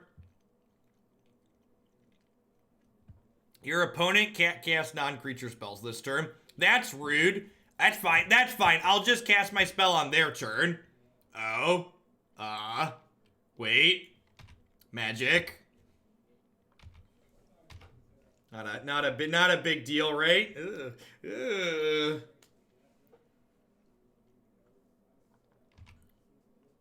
Hey, they're gonna path our mentor, chap. The road to Bedlam Reveler is paved with path to exiles. We gotta move quickly. What are some of his other awful taglines? Alright, so we're gonna cycle this Unearth here. We're going to 12 from this. We'll go to 11 from this fetch. Beep, beep.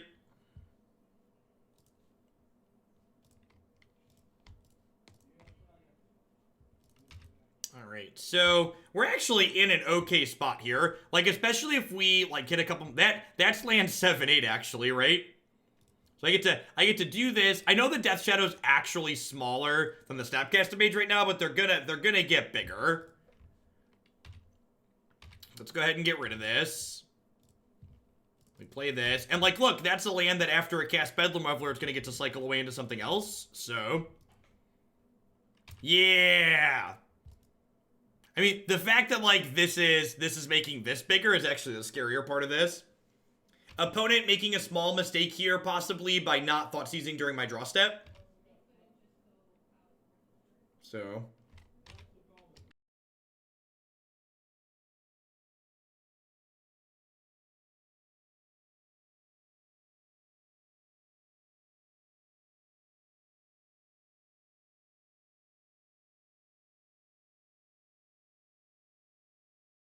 pretty easy trade here, I think. What do I think of their deck? I don't know. I think I just Bedlam here. I guess they have a Time Raveler, though. So do I Bedlam here, or do I cycle...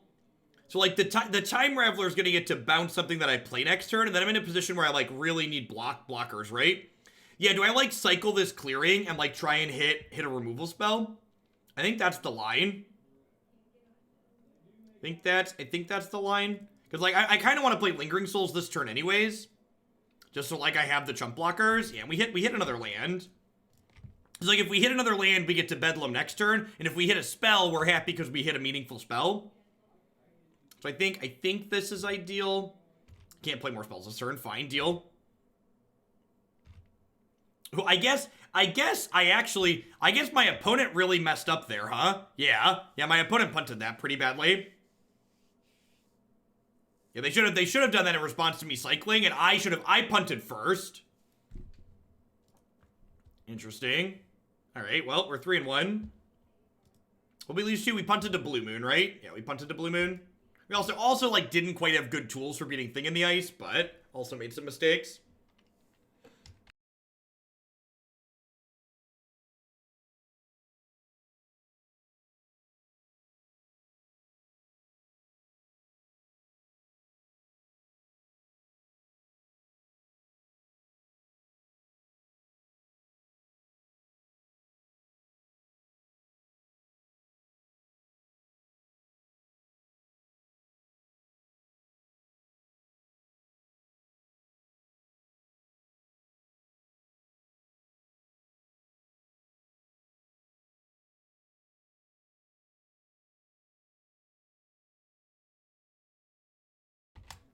Yeah, they misused their card and they packed it in.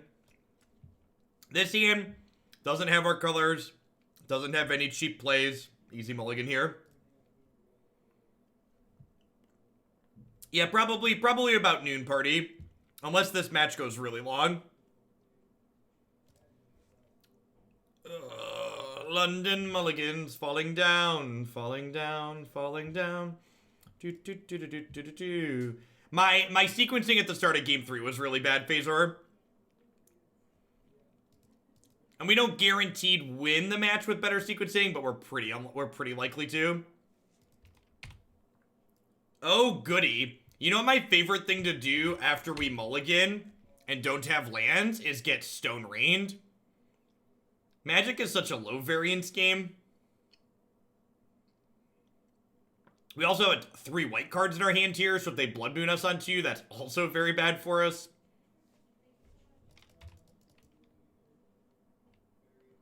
Ooh, do they not have a second land? That would be good.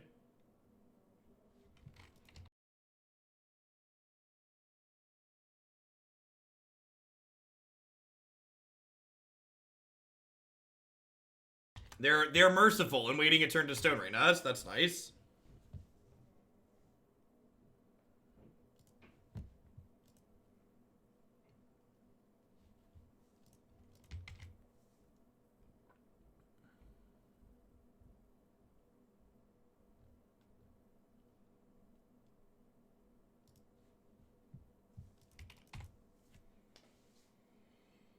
Scale of 1 to dead, where's the swamp at?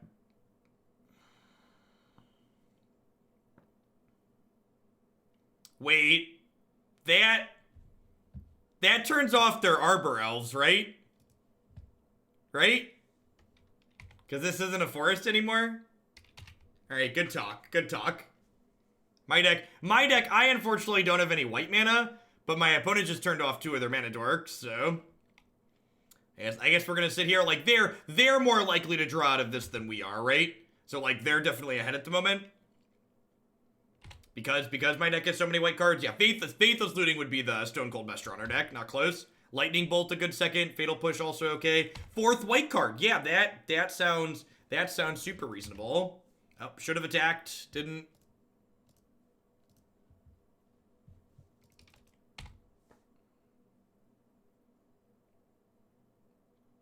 Yeah, we're in, this is match 5, game 1, Ohio.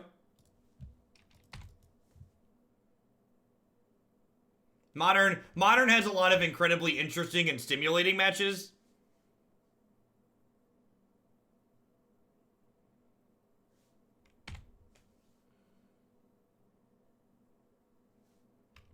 Peak Magic here. I mean, yeah, I think I want to cast that, right?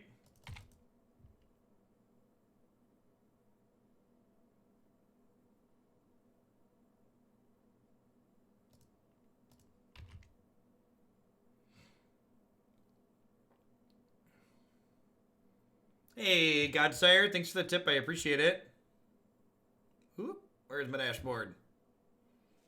Great way to start my day with a Hoagland stream. I appreciate the support.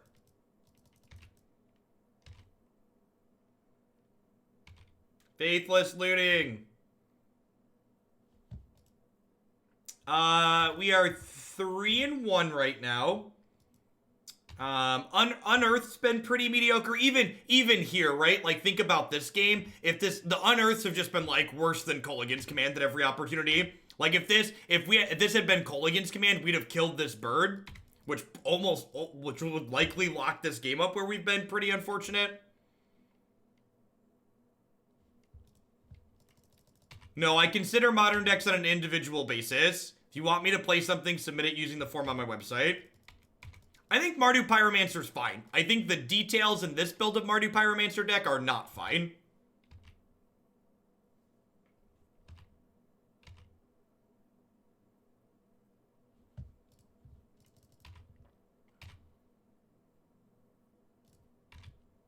I want to play some more games with this card, but, like, the Unearths are real bad. Monastery Mentor's actually been kind of okay. I don't know if 4 is the right number, but a non-zero number of Monastery Mentors doesn't seem unreasonable in this archetype as a whole. Do we hold lands to discard the souls to hand size? No, I'd rather play land, so if I draw a Bedlam Reveler, I can cast it.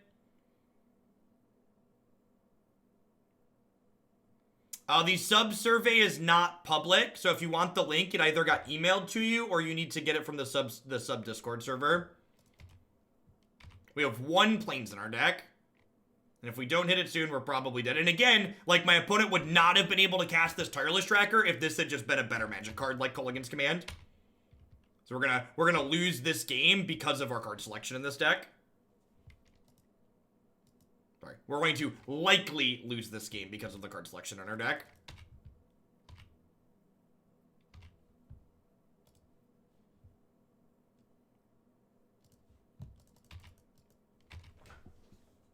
So discard spells are good. That's the same thing that makes green-black a good deck. The other thing that makes Mardu Pyromancer good is the power of Faithless Looting. Yeah, maybe. It depends on how unlucky they keep getting. Like, they're hitting their lands at this point, too, so, like, we're both, like, getting unscrewed at the same time, basically. Yeah, and then Stone Rain happens.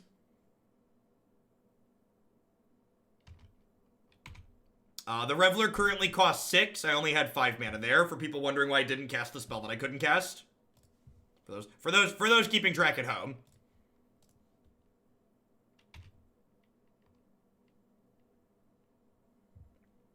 Maybe I'm supposed to kill the Tireless Tracker here. I don't know.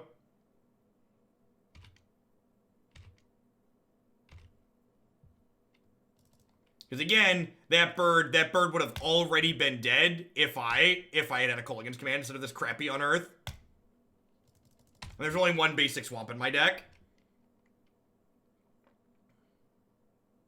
Actually, fun fact, I cut the second basic swamp for the silent clearing, and the clearing's been good in a lot of the matches that the games that we've played, so I think that was a good exchange, but it sucks here. But again, I think focusing on the fact that, like, this isn't a swamp is, like, very different than focusing on the fact that, like, these weren't Kolaghan's commands.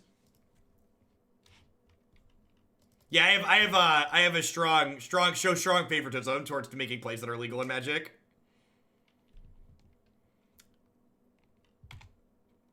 Alright, really just we're gonna hold these lands at this point because I want to draw another Faithless Looting. This now blocks Bedlam Reveler, which sucks for us.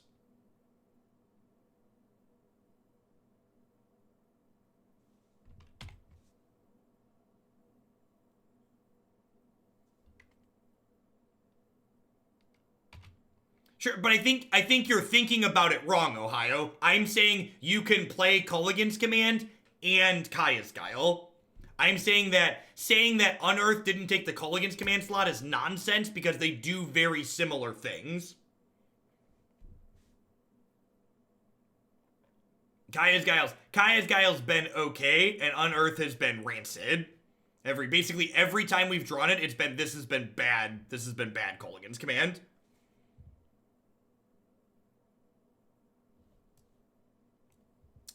Explosives is fine here. Radiant Flames is fine here. What is a Ponza deck? Ponza is Magic jargon for a land destruction deck.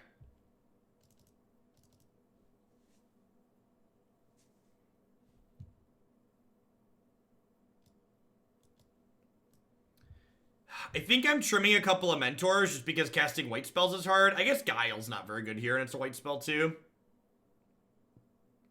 I don't think the rest of these cards seem very good.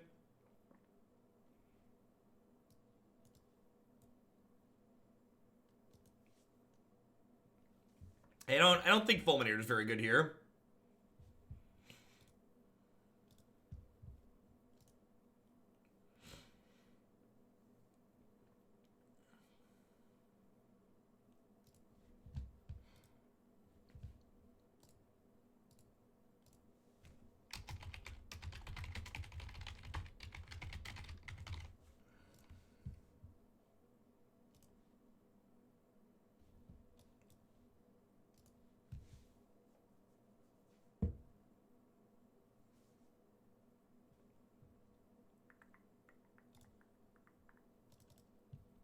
Hey, Willem. Thank you for the 21 months. I appreciate that. Welcome back. Yeah, this hand's fine until we, miss our third land drop and get Stone Rained. This hand notably doesn't have a removal spell in it.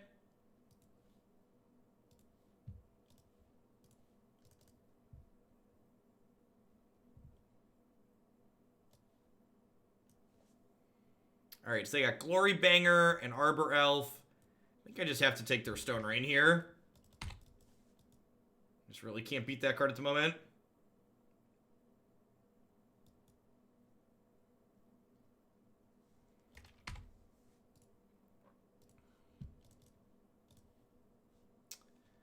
Actually, I don't have to be in a rush to cast this, right?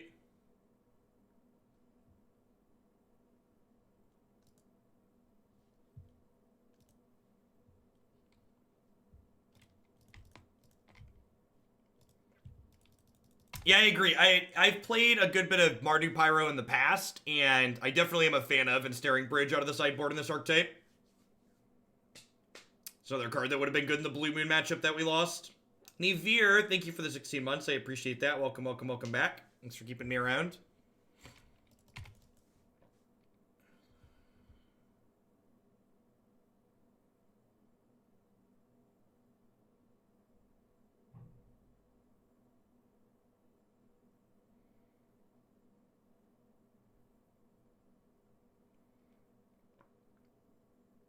The problem with why you can't figure out why that card is rising in price is because MTG Finance doesn't make any sense.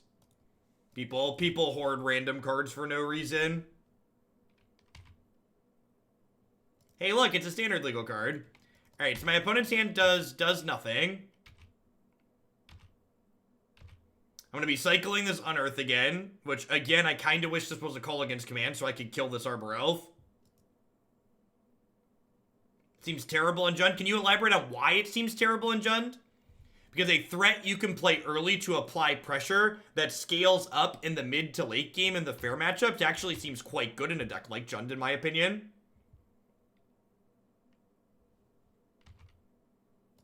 Draw Anger of the Gods or something.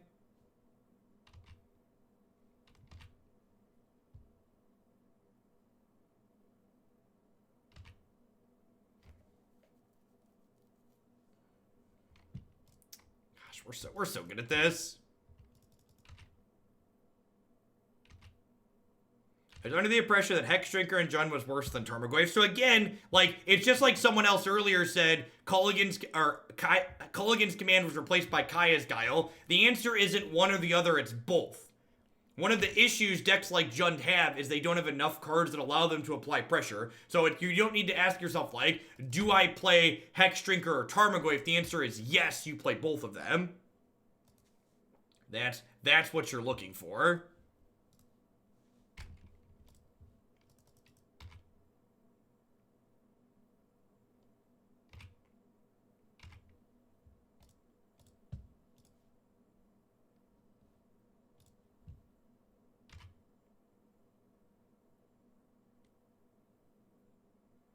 I don't know. I'd have to sit down and look at it. I definitely think there's a chance that card might not be good enough, but I think the people writing it off without trying it are being arrogant. Magic's really hard, okay? There's a lot of things.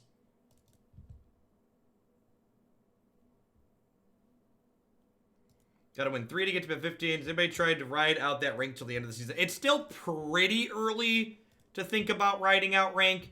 Usually you need to be in, like, the top 200 with a week to go or so.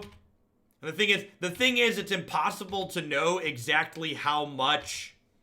It's impossible to know exactly how much is safe because it varies season to season based on how many people are playing.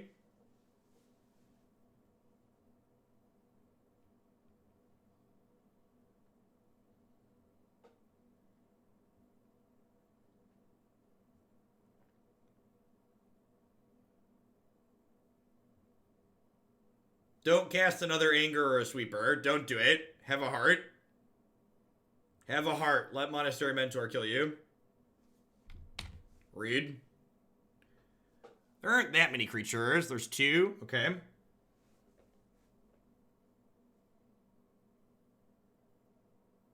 And that's honestly one of the reasons why I really dislike the ladder system. I feel like... Or one of the things I dislike about the ladder system. In general, the ladder system's okay, but, like, it's just so awkward that, like, the correct answer is just don't play Magic. Like, why is that ever the correct answer? I feel like the answer should always be play as much Magic as you humanly want to play. If the correct answer is ever you should play less Magic, the system probably needs to be re-examined. So casting the Faithless Looting here possibly makes this even cheaper if I find another discard spell. I would love to find a Fatal Push here.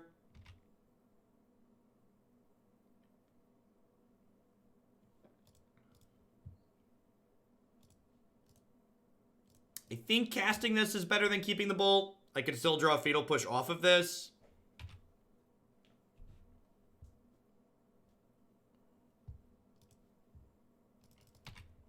I'm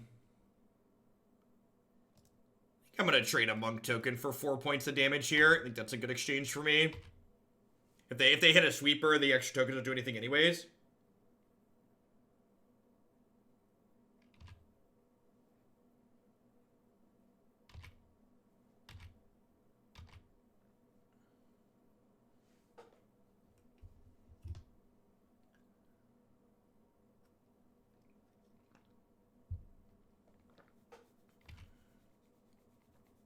Yep. Assume they're gonna eat my Faithless Looting here too. Next turn I get to go souls, flashback souls. We need more souls, man. We need more souls. Monastery Mentor's been good in this list. Kai is Guile, I'm uncertain on. Mentor's been good. Guile, I'm unsure of. Unearth's been bad.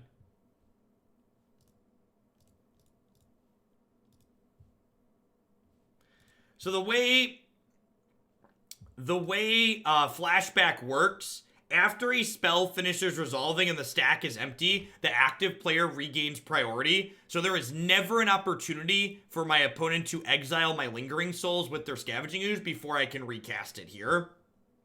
So if you play and flashback your spell immediately, your opponent will never be able to take it with their Scavenging Ooze. If they block here, they take 5, 14, 16. B, aggressive. B, E, aggressive. Do, do, do, do, do, do, do, do, do, do, do, do, do, do, do, do, do.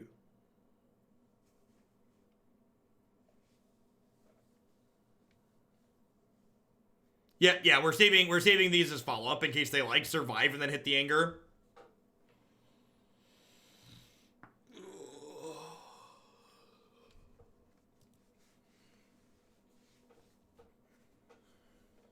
Think I'm happy with how I sideboarded.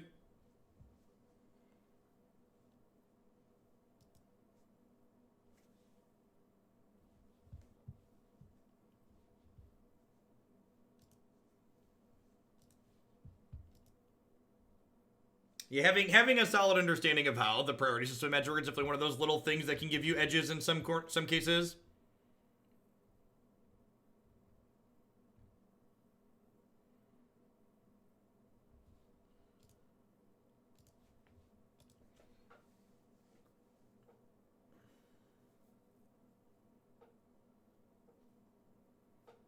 He talked to the no fear fetching duels there. I needed to cast my spells. I maybe lose the game if I get Blood Mooned, but I definitely lose the game if I just don't have my colors to cast the spells in my hand. So I took a risk. What's our record? We are 3-1, and we are going into game 3 of this last match. I'm gonna keep this. Bolts to stop their mana creatures are good. I have a basic swamp I can fetch with this this Bloodstained Mire.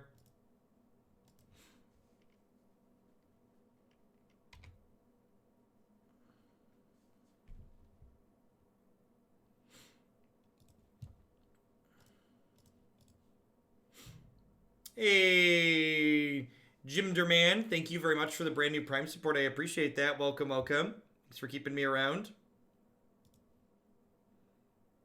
I'm going to bin this now because I drew the basic swamp.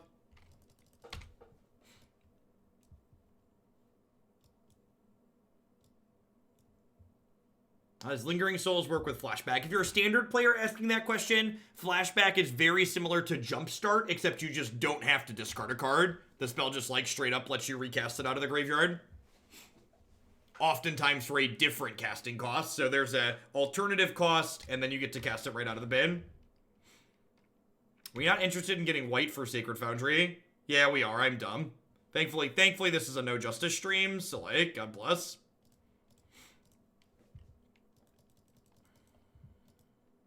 Kill it with fire. Opponent's deck's got a lot of 4 and 5 mana spells in it, so killing their Accelerant even played on turn 2 is a good line here.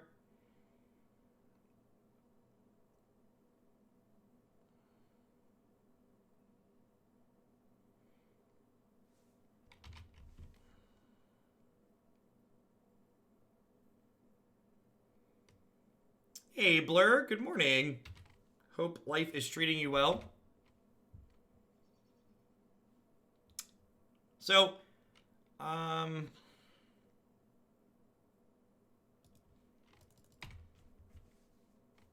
this is another matchup where this specific configuration selection of removal could hurt us. So, like, my opponent has a lot of dragons in their deck, like Glory Banger and other things like that. And I literally just don't have a way to kill this card in my 75 outside of double lightning bolting it. Like, there's no Terminates, there's no Dreadbores.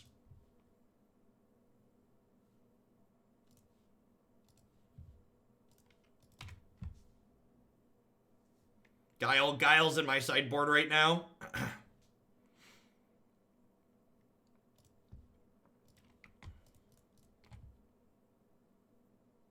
Just the E for 5, right?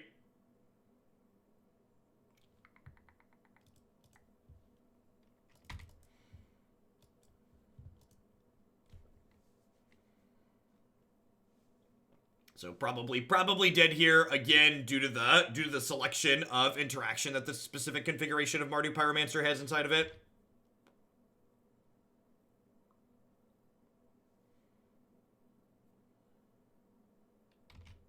Have 5 spirit tokens, yep. Technically aligned.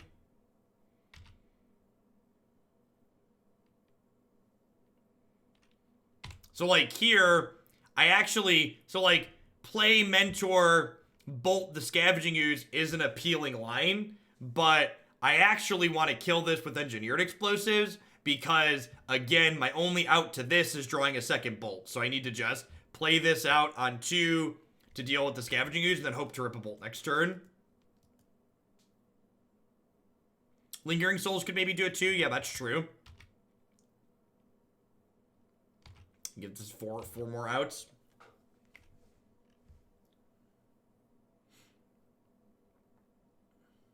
We've drawn a lot of lands this game. There are currently 7 lands in our discard pile. God bless Faithless Looting. I did board out Guile. It's just hard to cast in this matchup. Between them attacking our white sources and stuff. Maybe that's a mistake. I don't know if it's a mistake in general necessarily, though, too. Because, like, the opponent's deck has a lot of, like, 1-drop dorks. Don't play another dragon. And we're dead.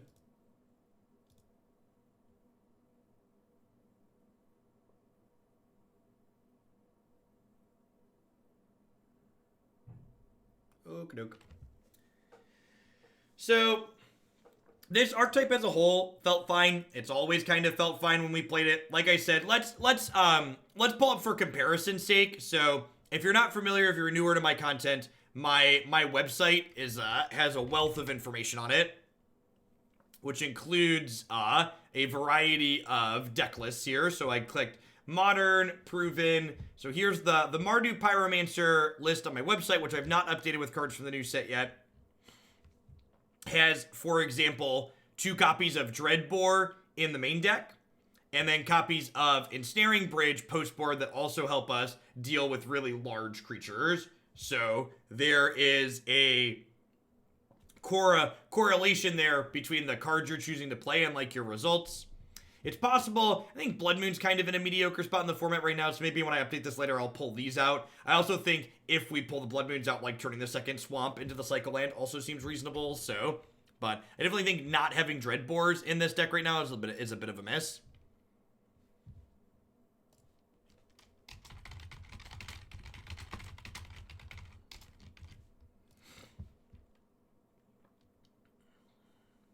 Alright, what are we wrapping up with? Land, we're gonna grab one more modern deck today. Play some landfall aggro here.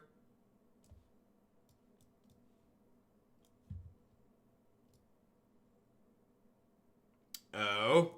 Huh? I have no graveyard hate in this deck other than Scavenging Ooze. That's probably a mistake, huh? Stop it. But Jukabog's not a real sideboard card. By the time you're activating Night to find Bajuka Bog, you're dead against any deck that would have it. Yeah, what's the optimal anti-graveyard card? Is it just Cage? I don't want Rest in Peace because Rest in Peace turns off my Night. It also makes Renegade Rallier awkward. It's probably Crypt or Cage, right? The Renegade Rallier gets to return Tormod's Crypt, which is kind of fun.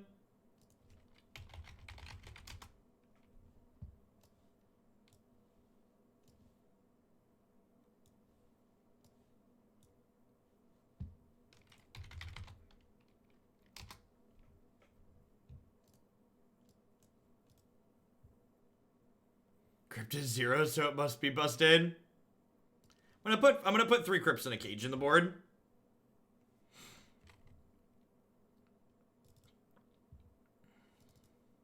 I'm gonna cut a Sphere. I'm gonna cut the extra Helix. So 17 board cards. Relic hits our graveyard. I have cards that kind of depend on my graveyard. These Chandras aren't necessary.